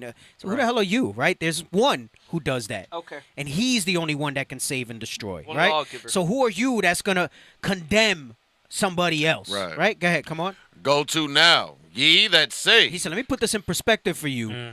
That you want to speak so boldly. Go ahead, come on. Today or tomorrow, we will go into such a city and continue there a year and buy and sell and get gain. Right. So sometimes we'll do that, right? Hey, we're gonna send brothers here for 2 months in righteousness, right? He's talking here just random. Hey, we're gonna send brothers here for 3 months, right? These are the trips we're gonna plan for the year to go and spread the gospel, right? Go ahead, come on. Whereas ye know not what shall be on the morrow. Come on. For what is your life? It is even a vapor that appeareth for a little time, and then vanisheth away. For that ye ought to say, if the Lord will, we shall live, and do this or that. Right, and I brought this out before. This is where you'll hear us say Lord's will. And I made the joke years back that some of y'all say Lord's will, meaning maybe. Maybe, yeah. No, they're saying. So you're saying, hey, I see you at the feast day, Lord's will. It's because you're like, well, maybe I'm gonna come and maybe I'm not. More than likely not. What Lord's will means is that unless I die, you make your plans, but it's Lord willeth, right?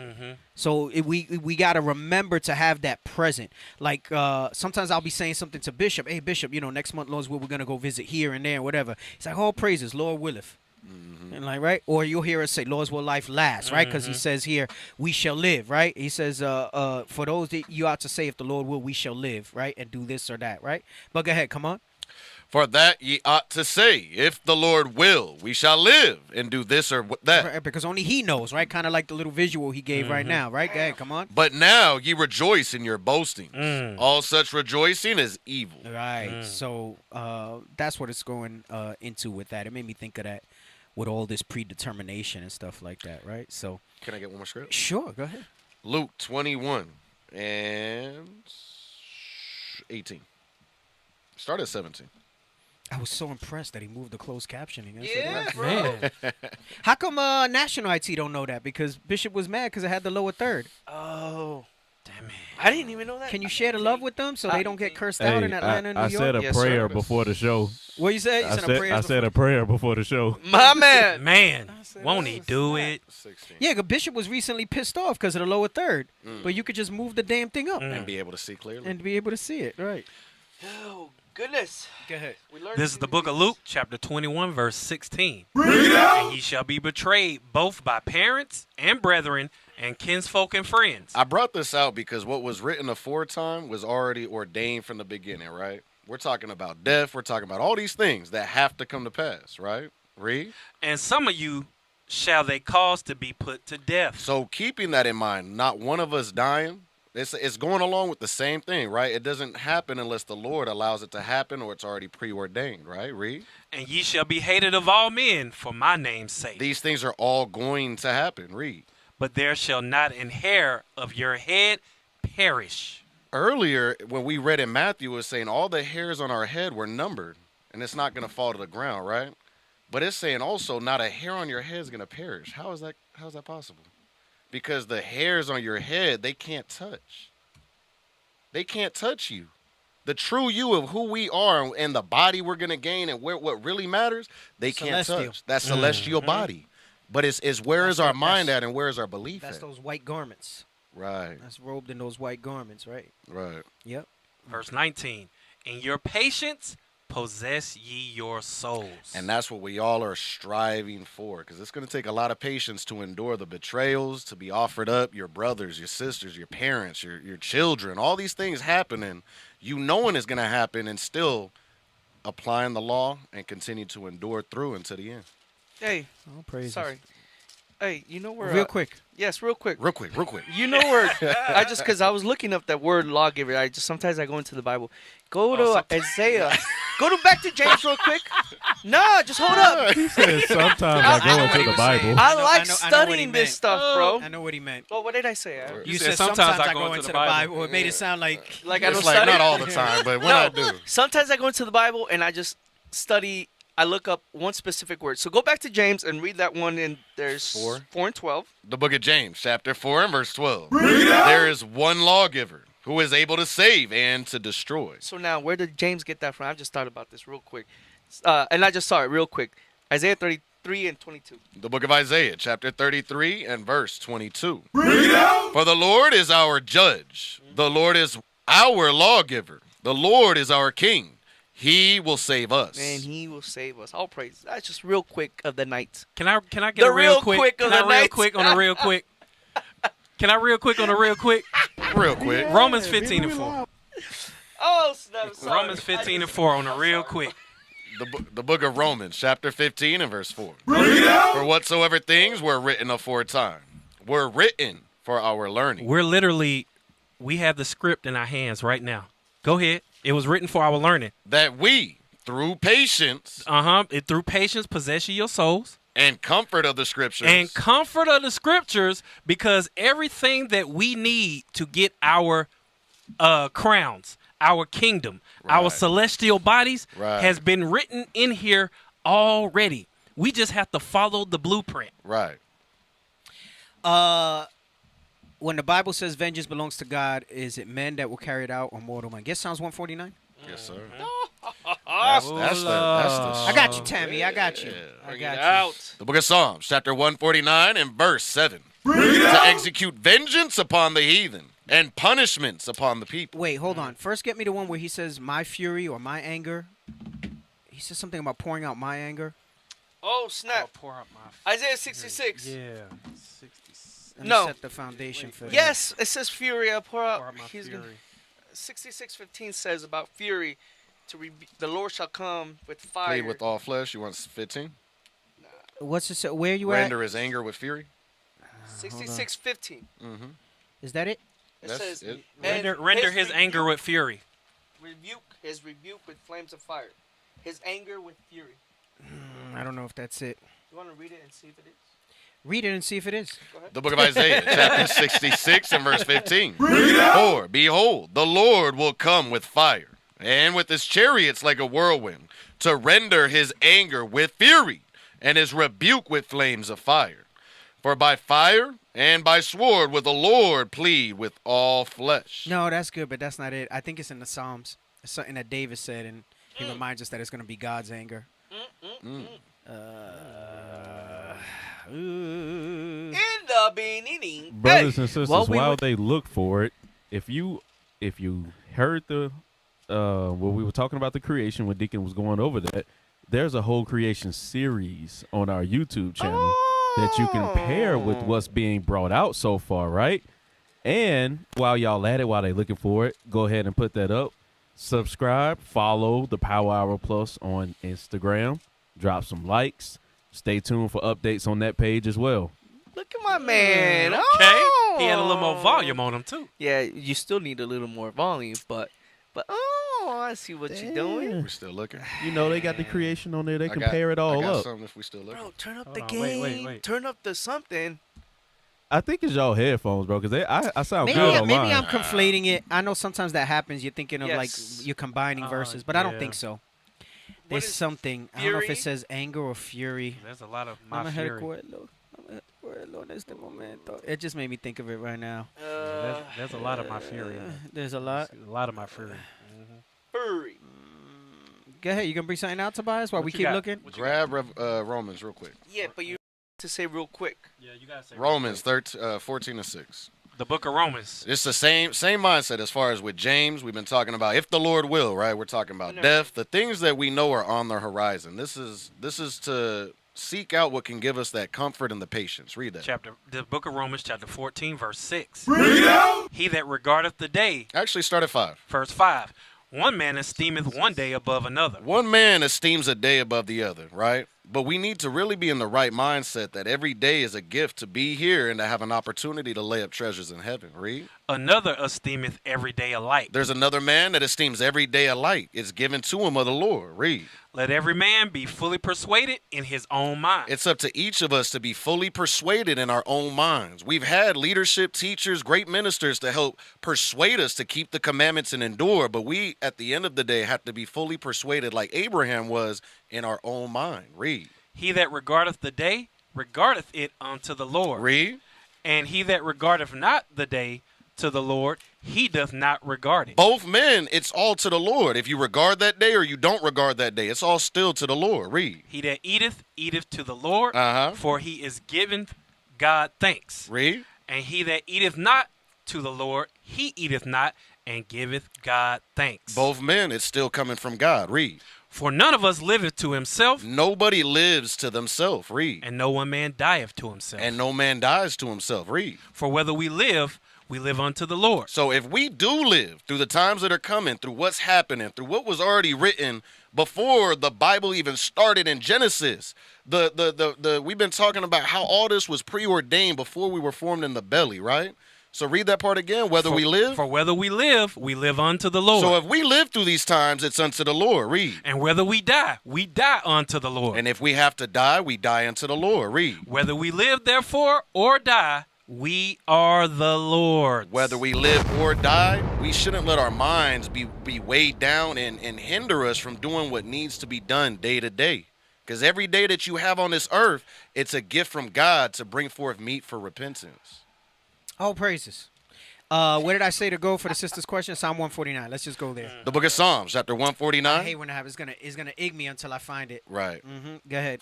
Verse 6. Let the high praises of God be in their mouth, and a two-edged sword in their hand, to execute vengeance upon the heathen and punishments upon the people. Right. So he's saying we gonna do this. Now, the point that I was trying to look for the precept that would help support the point that I was trying to make.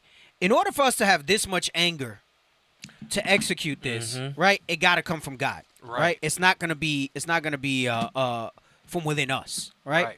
We not in a spirit to smash babies on the rock and stuff like that, right? Like you're not built up for that yet. You know what I'm saying? You think you might be, and if you really believe you are, then something wrong with you. But it's gonna take the Lord bringing back all those things into our remembrance, right, for us to be able to execute that fury on him, right? It's gonna be His fury, right? Go ahead, come on, read. Verse 8. See, and that one wasn't as enthusiastic. I think he has different bells. I think he has different bells. Right. Timing is impeccable. Go ahead. To bind their kings with chains. No, wait. He wants to talk. Let him talk. Yes, sir. Benson. Hey, I was just gonna point out too. The scriptures say like our mind is not the same as the Lord's mind, right? Too, Right. so Our we ways can't are not His handle ways. that thing. Right. Yeah, His ways are higher. Yep. Right. Go ahead. Right. So again, back to sister's question. Don't do it like that. Don't do it. It's gonna be no. I was with it. I just don't want to lose it. Yes, sis. So we are gonna be the ones that are gonna do it physically, right?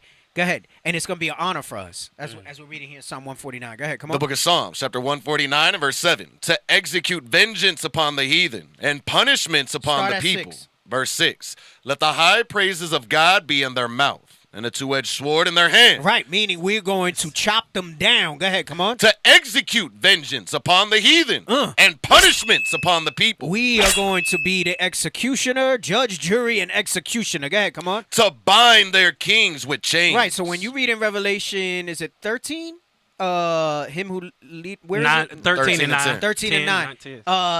We're going to physically do that. Right. We're going to physically get to do that. Verse 5 said the saints. Right. Go ahead, come on. To bind their kings with chains and their nobles with fetters of iron. To execute upon to execute upon them the judgment written. Come on. This honor have all His saints. Praise ye the Lord. This is going to be an honor for us to do that. To execute upon them the judgment written from the beginning, from the determination, beginning, all the way going back to what we read in 2nd Ezra 6, 9, and 10. Oh, have mercy! That's what's going to happen. That's what's going. Are your to teeth happen. white? My teeth pretty white right now. Damn. Let's go. All right, baby, we live. Let's go back to what sparked all this. I just wanted to bring. Well, see, where did this come from? I just wanted to bring your attention to stuff that's happening. We were talking. So we were talking about the protest.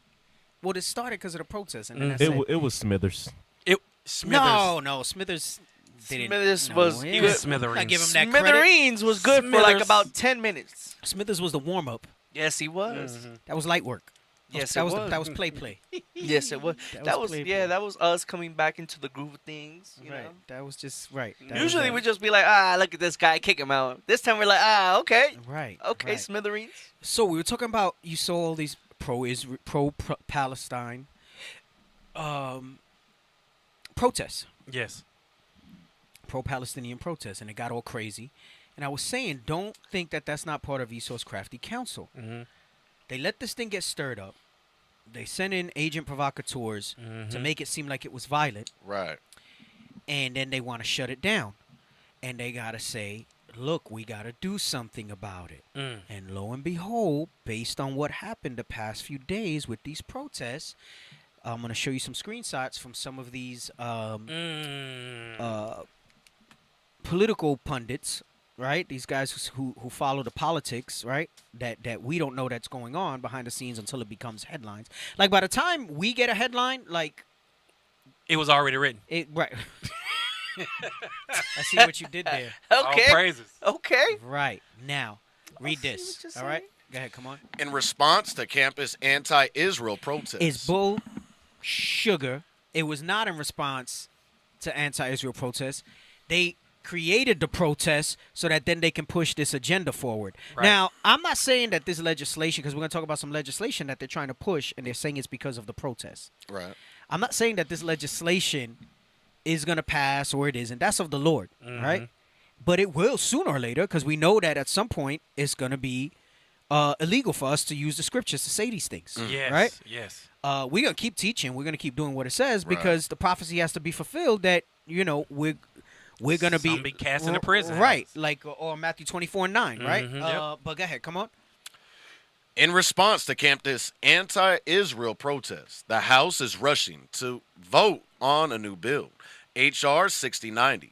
This new bill would officially define anti-Semitism so the federal government can sue, prosecute, or sanction more people, businesses, and universities for supposed violations of civil rights law. Come on. I abhor anti-Semitism, but this bill is flagrantly unconstitutional, an appalling attack on the First Amendment. This bill would make it illegal to compare Israeli policies to Nazi policies. It would make it illegal to describe Israel as racist. It would make it illegal to accuse an American citizen of being more loyal to Israel than to the United States. So remember how some time back Bishop was bringing out how they're racist over there to the dark skin Right. and all this Right. stuff like that, right? We saw how they were persecuting the ones that were coming over to try to flee there for asylum from Africa and stuff Right. like that, right? That would go against this bill if this bill would have passed, right? Nope, not that one. Not yet. Give me the other one. Yep, give me Matt Walsh, right? We've shown some clips of him when he deals with like women and stuff, right? Yeah. He's pretty good, but he's also and he's like, this guy's a Republican, I think, too, right? But that's why there's no Republican there. That's all just part of the Right. system, right? But go ahead. Matt Walsh, the bill is a disgrace, and you should seriously question any Republican who supports it. The legislation would, in fact, label criticism of the Israeli government as anti-Semitic. So even if you criticize their government for what they're doing over there, right? For the Right. genocide that they're committing, it says it would still label it as anti-Semitic. Go ahead, come on. Any notion that Americans should be legally penalized in any way for criticizing any government, even a foreign government, is just pure madness and un-American in the extreme. Right. Now, get me the other ones that I showed you. Come on. These are just little clips. There's a lot of buzz going on about this, right? Go ahead, come on. Zoom in a little bit. Anti-Semitism is wrong, but this legislation is written without regard for the Constitution, common sense, or even the common understanding of the meaning of words. And then they get mad when we say that Jews run the world. Right. We could never get a bill like this to even be considered Ever. for anything in regards to us. Even one of our countries. Right. Look, shouldn't there be a bill against the way they treat Mexicans? Man. Yeah, by this Venezuelans? Venezuelans in this country? You would think, right? Aren't they refugees and stuff that's going on? Right. Asylum seekers. Right. We would never get any type of play for that. Go ahead, come on. The gospel itself would meet the definition of anti-Semitism under the terms of this bill. Yes, it would. The Bible itself would meet the terms of anti-Semitism. That's the purpose. That's of it, the point. Right. Go ahead, come on. The bill says the definition of anti-Semitism includes contemporary examples of anti-Semitism identified by the International Holocaust Remembrance Alliance, IHRA. One of those examples includes claims of Jews killing Jesus. The Bible said that. They sent him up to be executed. So that means you wouldn't be able to teach that or speak about that. Go ahead, come on. Now, we know that it's not the Jews they think. Right. But he's making a point that the Bible would fall under that. Right? Go ahead, come on. The Bible is clear. There is no myth or controversy on this. Therefore, I will not support this bill. I don't know who exactly it was. The first two I found, this one Deacon Isaac had posted earlier. But let's read some of the highlights if you could zoom in on the HR 6090. I don't know if you can. Yeah, it should be good. You got a good eye, Ruben? Yeah. Go ahead. All right. HR 6090. To provide for the consideration of a definition of anti-Semitism. For the enforcement of federal anti-discrimination laws concerning education programs or activities and for other programs. I'm going to skip we don't need the highlights, Yes. Includes the contemporary examples of anti-Semitism identified in the IHRA definition. The International Holocaust Remembrance Alliance, another organization that they have to advocate for their agenda, right? And on the right, that's just from the IHRA, right? Read that. Contemporary examples of anti-Semitism. Meaning they're saying modern examples of anti-Semitism versus antiquated, right? Contemporary meaning newer. Go ahead, come on. Include, but are not limited to. No, watch this. If I may read, so it says contemporary. Read that first part. Contemporary examples of anti-Semitism in public life, the media, schools, the workplace, the religious sphere could taken into account the overall. And in the religious sphere. Ah, thank you. That's your different churches and belief systems. Taken into the account the overall context include but are not limited to. Damn. Claims of Jews killing Jesus. Damn. So here we go. In the religious sphere, you got some plants in here, or in any Christian church or Hindu, whatever, and somebody's saying something about that goes against this anti-Semitism bill. So now they got somebody in here reporting. They get your place shut down and they get people locked up. This is why we got to be circumspect with those. That's why Jude says what it says, right? Damn. About those spots in your feast, clouds without water. Those are going to be the ones that are going to be easily identified and targeted when this stuff starts to happen. Right. Should a bill like this or this particular one pass, you're going to see seats in the congregations empty. You are going to see brothers and sisters, because it's said in the workplace too. That means they would have to fire you because it's federal law. Right. They would have to fire you. Damn. Can we get this real quick? Psalms 94. Let's see who's going to still go out and teach this guy. So sometimes you think it's going to be, all right, we're going to cut your throat if you don't profess Christ. They might just cut your livelihood. Damn. And you're going to see who's going to still continue to go out. You know, we got all the flyer missions. Yeah, let's go to the Blitz. Yeah. Right. But if you know of a certainty that when you go to that Blitz, you're going to get locked up, prosecuted, all of that. Let's see how many brothers actually going to go do that.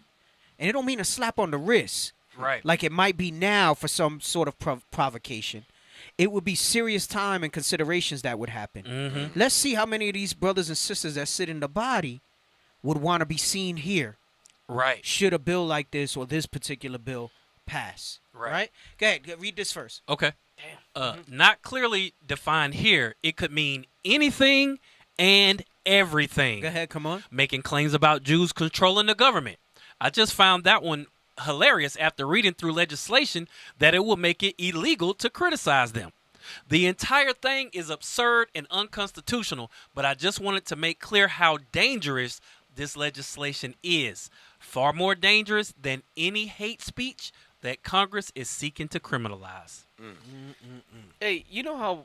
Give me the dollar bill. You know how this all this stuff that's Can I get a picture of the dollar bill real quick?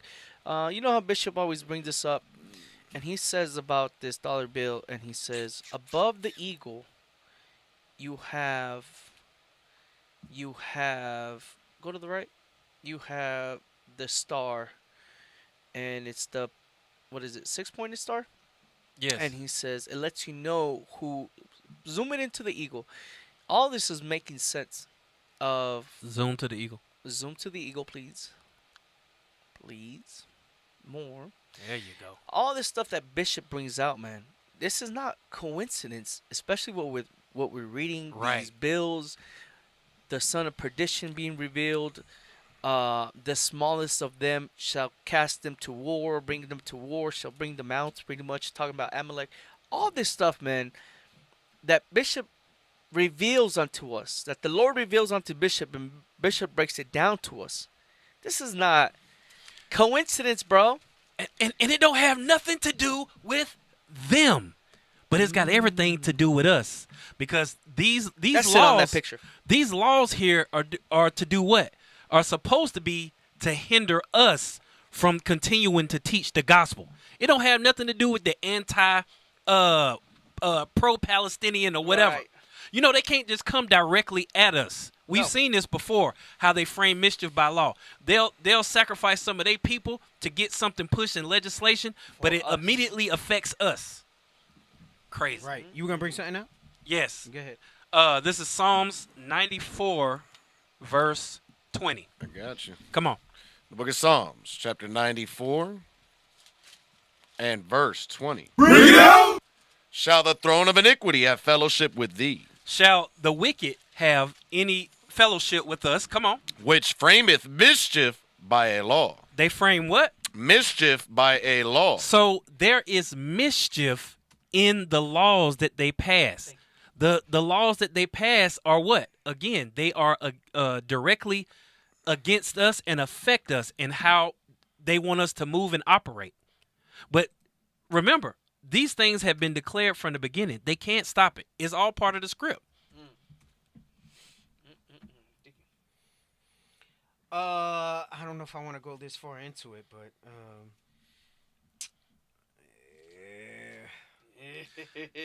Hey, it also mentions that in Psalms 9 too, where it says like the Lord is known by his judgment, and it talks about the wicked being snared in their own traps. Like you said, they're going to use their own people as a kind of like a fallback, I guess you could say. Right. I'm not gonna go that deep, but I'll give you one. Let's get Zechariah 13 and 13. The book of Zechariah, chapter 13 and verse. There's no 13. 13, sorry. Zechariah 14 and verse 13. Bring it It out! shall come to pass in that day that a great tumult from the Lord shall be among them. Remember, all this stuff we just went over at the beginning about being preordained, predetermined, and all that stuff, right? So it's from the Lord. Go ahead, come on. And they shall lay hold every one on the hand of his neighbor, and his hand shall rise up against the hand of his neighbor. Right, and then get me the one in Matthew where he says, when you'll be delivered. 24. The book of St. Matthew, chapter 24 and verse 10. Bring it out! Verse 9. Then shall they deliver you up to be afflicted, and shall kill you, and ye shall be hated of all nations for my name's sake. Right, go ahead, come on. And then shall many be offended, and shall betray one another, and shall hate one another. Right, so what you're going to see is that something like this would be a provocation for that, right? Right. You're going to see people that are going to start selling. They preach Christ. It's not going to take much, right? They preach Christ, right? Or they're going to lean on them. Somebody will be like, no, I wouldn't willingly. But then they're going to be like, well, I know that you used to attend there. I need you to go back and get some information so that we can prosecute and lock them up, right? And see what they're saying that's anti-Semitic under these guidelines, right? And then they'll send those people in to spy out our liberty, right? Because then it takes a new twist because it's what was happening back then, right? People the Inquisition. It's the same thing, right? Or when Peter denied Christ, it was the same thing. Oh, didn't you worship Christ? Didn't you? And some would come in saying, yes, I believe on Christ. And it was just so that they can get testimony to say, oh, yeah, this guy believes on Christ. I was just here to get that information and do that stuff. Yeah, he believes that, they're the real Jews and this, that, and the other. Yeah, I don't buy into none of that stuff, whatever it might be. And they're going to lean on people. And you're going to see these type of things start.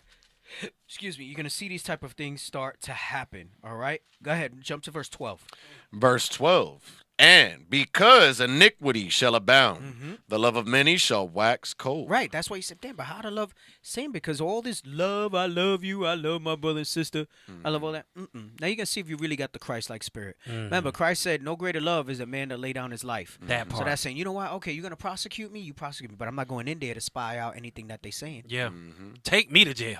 Throw away the key. Yeah. Take me to do what you're going to do. You're going to give me due process, whatever it is. Yep. Do your worst. Do your worst. Right. And you got to be prepared for those things, right? But a lot of times people think it's going to be like one extreme, to another and not realize the in-between that may happen when that stuff starts happening, right? But go ahead, read on.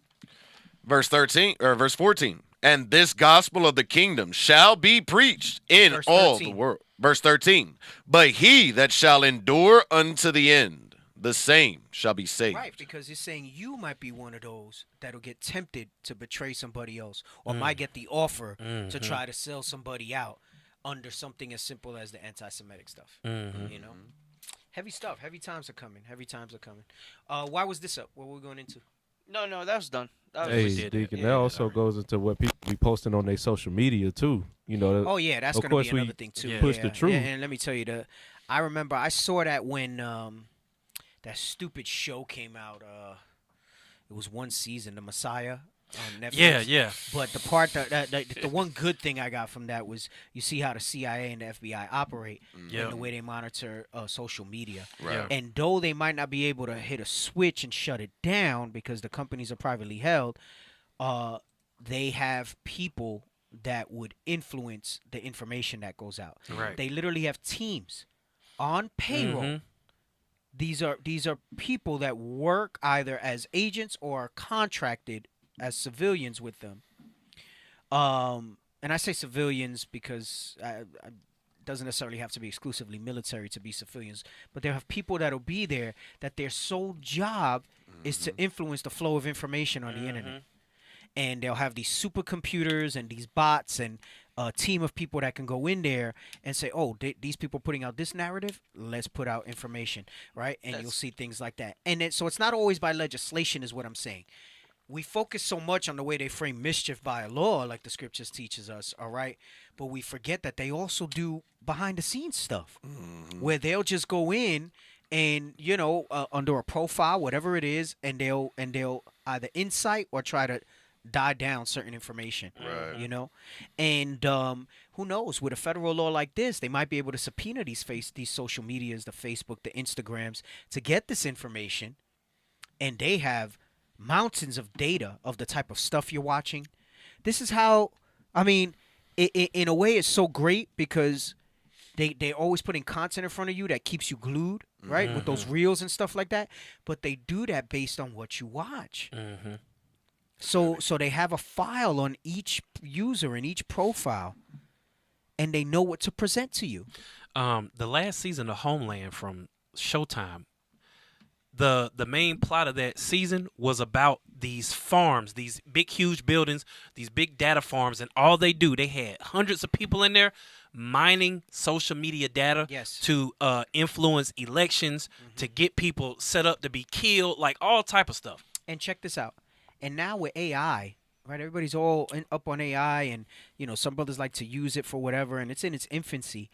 AI is basically like Google on steroids. Basically, it's like an aggregator of all the world's knowledge, and that's where it gets this information from. It goes back to that Ex Machina clip where he says, how people think. Can we look up that clip? I love that clip. I love that clip. Makes me want to go back and watch that movie. Man, that movie is cold. I saw it years ago. Now that I've kind of grown in the spirit a little bit, I would like to go back and see what else I unearthed from that.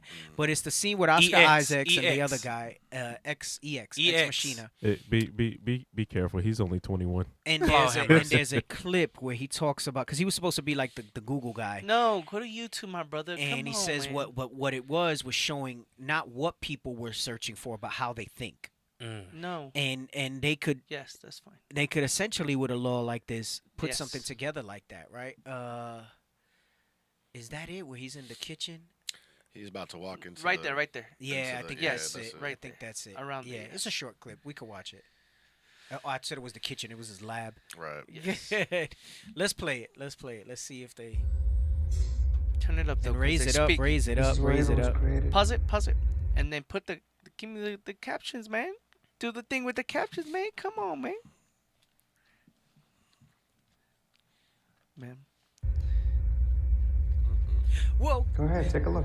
Raise it. Raise it.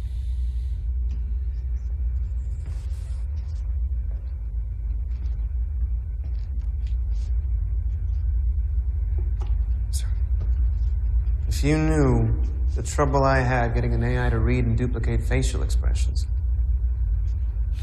you know how I cracked it? I don't know how you did any of this. Every cell phone, just about, has a microphone, camera, and a means to transmit data. So I turned on every microphone and camera across the entire fucking planet, and I redirected the data through Blue Book. Boom. Limitless resource of vocal and facial interaction. You hacked the world's cell phones? Yeah, and all the manufacturers knew I was doing it too. But they couldn't accuse me without admitting they were doing it themselves. Here, we have her mind. Structured gel. I had to get away from circuitry. I needed something that could arrange and rearrange on a molecular level, but keep its form when required. Holding for memories, shifting for thoughts. This is your hardware? Wetware. And the software? Well, I'm sure you can guess. Blue Book. So stop for a second. Blue Book is supposed to be like Google. Right. So he's saying in the software, because he has an AI robot, and he has this guy there because he's going to say, he's basically trying, I forgot what it's called. They say it in the movie. Some Edomite scientists came up with a theory of if the AI can fool you, then it's good. It's done its job. Right. It's done its job. Like if it can make you have feelings for it. Right. Yes. Right? Like a person. Like if you start to think it's alive. Right. But because that's going to be the next thing that you see. But what they're saying is that if you get to a point where you start to develop affinity for the AI, then it's basically on the level of like a human brain. It's done its job to fool you, right? And he's saying that he used Google, right? He calls it Blue Book, to create the AI. Because I was thinking about the AI and how they be able to data mine all the information beyond even what we can possibly imagine, right? Go ahead, come on. Here's the weird thing about search engines. It was like striking oil in a world that hadn't invented internal combustion. Too much raw material. Right. So, bam, that's a... He said people didn't understand what they had with search engines. Right. He compared it to striking oil in a world where you don't need oil. Right. So you struck oil. What value did it have if oil wasn't in you? No, oil now is precious, right? Runs the world. But if you struck oil before the car was made, what do you do with it? It was like, oh, I got this freaking sludge on my land. Right. What the hell is this? Right? But now it's gold. They call it black gold. Black gold, yeah. Right? Go ahead, come on.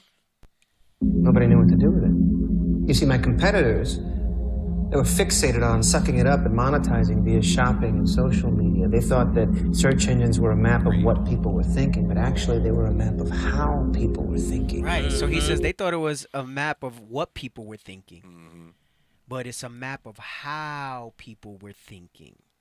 That goes into Minority Report territory. Well, based on your social media views and what you look at, it looks like you're thinking about joining this group, and then because of this thing and this and that or whatever, this makes you, So even though you might have testimony and say no, I deny Christ, they're gonna have the evidence against you. Yeah. Period. And what that's called is called, what is it called? Your online foot presence, your online footprint. Your footprint. Thank you. Your online footprint. Also, everybody has that. Yeah, online footprint. Don't forget the other part he said. He I said, gotta watch that. I still haven't watched it. I saw clips of it, and I wanted to do a show on it or a series of shows on it. I gotta watch it. But go ahead, go back, finish the clip. It's pretty good. Impulse, response, fluid, imperfect, patterned, chaotic. So that was like the brain for the AI, right? And he got that. He said, "Where did you get the information to make this robot so realistic?" And he said, "I used the Blue Book, and I hacked the cell phones, and I took their data that they were searching for, and this is how I made a real type of thing, you know." And that's why I say the AI is like it's like Google on steroids. It basically aggregates all this information. And but you know, it can be controlled by the companies, by the ones that create it and do that stuff, and they'll manipulate that stuff. So you know, you lean on these things and you put confidence in a lot of this stuff. But all these type of things, we use them for good now while we can. Right. They're gonna turn and use these things against us when they start passing laws and stuff like this. I wanted to say something about the cell phones. If you got a Alexa or a Siri in your house, like the little home pods or whatever, everything that you say goes into it, just like your cell phone, and you got somebody on the other end aggregating all the data. That's how it gets smarter too, because they got movies out where you'll be talking to the AI, the little Siri or whatever it's called, and somebody's on the other end like correcting the responses. Like if you didn't ask for this thing and you wanted that, then somebody will go in and yeah, there's been videos online where like Alexa will randomly say something to somebody, right? Yep. And they're like, "What the hell?" Like wild stuff, and it'd be like, "Damn, you know, I ain't using." Hey, stuff that's like that God's Eye thing from Fast and Furious. Yeah, the God's that they Eye, use to like locate everybody. Right, that's right. Yeah, they keep trying to make stuff like that. So well, in the movie of Batman, remember Batman when he found his Joker? He says, "How can you do this? This is too much power." He's like, "It's gonna self-destruct after you put your name." But then he's able to look at the building, the rooms by sonar. Hey, and what's wild about this movie, just the whole premise of it, is that not only does she manipulate the main character, you as the audience, get captivated I just noticed as there's a clip in there that says how Ava manipulates the audience in Ex Machina. I'd be curious to watch that video. Yeah. Because you start to get captivated by it as well in the storytelling and stuff like that. I'm gonna watch and that then how do you feel at the end? You feel like, damn, she did him dirty. Right. Yeah. Betrayed. Yeah. She's Right. just a And you machine. feel it. You're like, oh, wait, snap. did who dirty? No, the you creator? gotta watch the movie. Watch the movie. You gotta watch the movie. Because I watched the movie recently, bro, and I was like a little confused. Watch the movie. Did the AI do its job? Did it? That's trick me? the question. That's the question of the movie. But you know what's heavy? Did it do its job on you? Right. That's what I'm asking. Help a brother help. It got me because for days after I couldn't stop thinking about it. Hurt. I was like, holy snap. Yeah. I said, damn. And then the twist, you don't expect none of it. Right. Well, at It's the wild. end, It's right? wild. That's Yeah, what that thing was. I like sci-fi. That's one of my favorite genres. Ex That's a Machina great was a movie. good movie. It's a great movie. Ex Machina. Right. That's what I call it, Ex Machina. You're trying to be all. I come from Belize. I came from Ex Belize. Machina. And I came to do some Ex work. Machina. Oh, man. And I'm ready to go That's back. wild. Hey, so we only got a few minutes left. Why don't we show some of those abuela screenshots? Man, put them things up. Let's show some of these as a reminder because we haven't done our marriage stuff in a while either. Trigger alert. Right? We haven't done our marriage stuff, and we might run them back for some stuff. I don't know. We'll spend a little bit looking about that. All right. Oh yes. Let's read that one. The most unappreciated and disrespectful role of the home. Disrespected. Come on, man. Role of the home is the husband and father. Ladies, y'all better put some respect on being a husband and father. We need them, period. Right. Because, you know, they always putting in your head the overworked mother, this, that, and the other. I carried the baby 9 I'm months. going to tell you something. The most unappreciated and disrespected role of the home is the husband and father. And that's straight up because of that feminist movement, because of everything, the way the world has that constructed. They got you against the man. And because the man is not there like the way the mother is with the kids and the stuff she does, the weight of what we have to do, and then your understanding in these scriptures and what we represent. I was going to talk about this a little bit and touch on a little bit about the weaker vessel and going a little deeper into that. But that goes into some of that too. But come on, man. Damn. Come on, man. 30 minutes, man. Nope. Come on, man. No, we got less than the 30. hour plus half. Yeah. Come on. The power of plus and half. Wives, you can't talk to your husband like that. Lower your volume. Right? So check yourself. This is your list before you talk to your husband. Right. Lower your volume. Get the attitude out your tone. Oh, yes, because it could be tone. And you slick and being, ain't nothing disrespectful. Right? Come on. And straighten up your face. Ooh, and your facial. So she said your volume in your voice, the attitude of your tone, and your facial expressions. Come on. Talk to him with the respect he deserves, or you will lose him. Now, she's talking about quite literally losing him, right? Because Christianity allows divorce. Right. I'm going to tell you something. We've gone over this at length in the show. Yes. You'll get the version of the man that he needs to survive. That part. Woo. Which version you want? You're going to lose him as far as what you think you're going to have. He'll be physically there. Right. He'll keep the commandments. He'll keep the commandments. But you ain't going to be getting what you thought you was going to be getting. Ain't happening. Ooh-wee. Don't do it to yourself. Come on, let's read this next one. Wives. Oh, this is another one. Wives, the worst thing you can do to your husband is tell him you love him and then use that same mouth to disrespect him.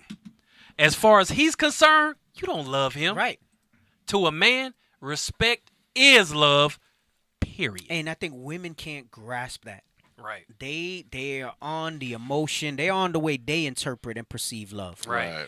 And what's interesting is that as men, talk about under appreciated and disrespected role, we know this about women. And we modify to show them love. We don't try to pack them into our box of respect, and respect being the end-all, be-all of love.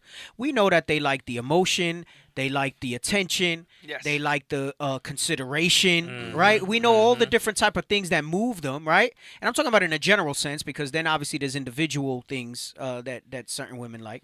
And we'll meet them at that level to express our love to them. Right.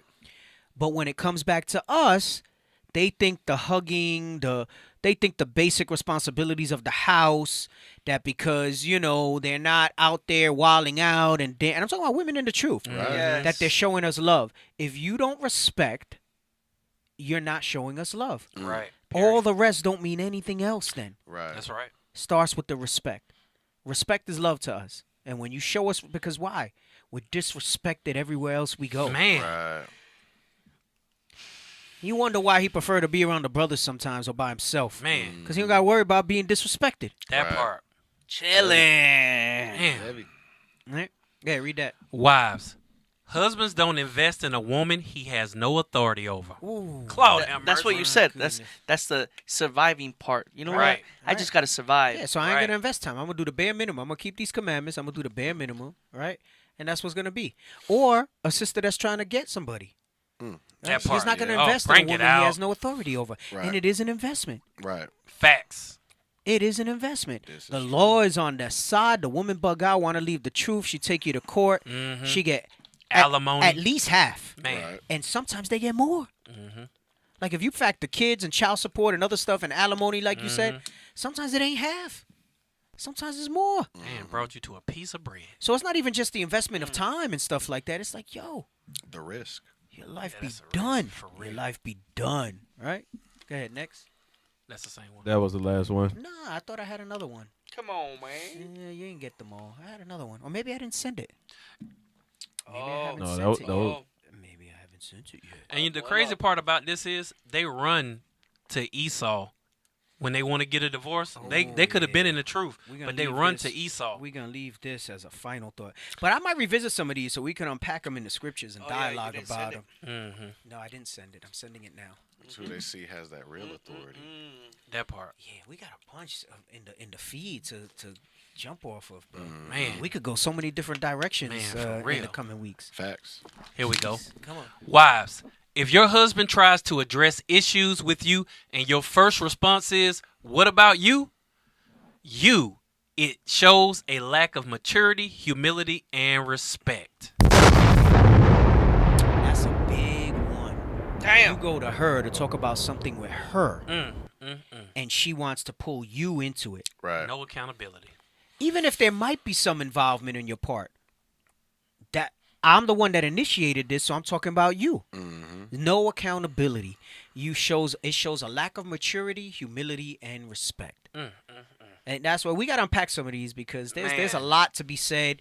Each of those, maturity, humility, and respect, have their own place and impact, biblically as well as on the relationship. So he tried to come to you to address something, and right away you pulling him into what it. what did you do? Yeah, what about you? You did this. No, how was that different? That's not what needs to be heard. That comparison spirit. Very. Put your mind, because we gotta go back to including. So I know we've been talking about so many other stuff. We gotta go back to including the marriage moments at least. Got people to. was liking that. Man, that was like 8 weeks worth of marriage moments right there. Yes, it is. We got a lot of stuff there. We got a lot of stuff. All real quick. Brothers and sisters, shalom. We're seeking your assistance to enhance our national broadcast. Kindly spare a minute to provide feedback by answering 5 brief questions. Brothers and sisters, go on there, scan the QR code. Let us know how we did on the Power Hour tonight. All right? Also, www.getbeardgains.com. Let's go, man. Get your manly badge of dignity. Get your badge right. Glistening. Looking like a god. Come on. And 20% off with MBD20. Hold on, let me go and throw that in the comments. That's right, MBD20. Hey, put up the QR code. We got a Power Hour Plus page on Instagram. Go on there, subscribe, brothers and sisters. We need your support. You're going to see a lot more shorts on the classes that we've been doing. The radio shows like tonight. Tonight was fire, y'all. Tonight was good. All praises. So hey, we'll bring some behind the scenes stuff too, so that way you get a little bit more about the panelists, like who hosts, who produces, things of that nature. Right. So yeah, they're gonna build that out. So stay tuned for the Instagram. It's gonna get juicy. Now. Yes, sir. Yes, sir. Anything else? Tobias looked like he tired, ready to go. He ready to go make some phone calls till 2 in the morning. Yeah. He said, I'm gonna get some tacos and then talk on the phone till 2 in the morning. Yes, right. He is. With no jalapenos. With no jalapenos. But a whole lot of jargons. Fits it, Jesus. Yeah, no, sis is like, oh my God, she's about to call me. Or maybe she's like, baby, I gotta wake up so early. And damn it. I don't want to tell him that I don't want to be on the phone. Damn it. Be like that too. Or you the one that don't want to say you don't want to be on the phone. No, I mean, I'll say it. Man, I'll be like, hey, Whoop says. I'm in the yellow right now. Hey, the Whoop. I'm in the Whoop said. Trying to have a green day tomorrow. I'm trying to have a green. Yeah. Had a red today or yellow. I'm trying to big it up. Hey, we got the Whoop gang going in Phoenix. Right. Brothers getting the vibe of self-improvement. Man, I gotta step my game up. I don't have it. Behind. I don't have it. I'm behind. Not even just, I mean, we all in here trying to perfect ourselves in the spirit. Yeah. But brothers is looking to step their game up on their clothing, their health, and all of that. So all praises to the Most High for that stuff. Well, that's the show. This is the Power Hour. Lord's will be back next week. Life lasts. Life lasts. There you go. Just like James 4. Yes, Lord's sir. will be back next week. And we'll be back on the live shows again. All right. So tell your mama, tell your uncle. And if we back, it was already written. Just saying. Yeah, okay. Oh my God. Just saying. I see what you did there. Now show me a script. In the Menini. Hey, no, Shalom, family. Shalom. God bless.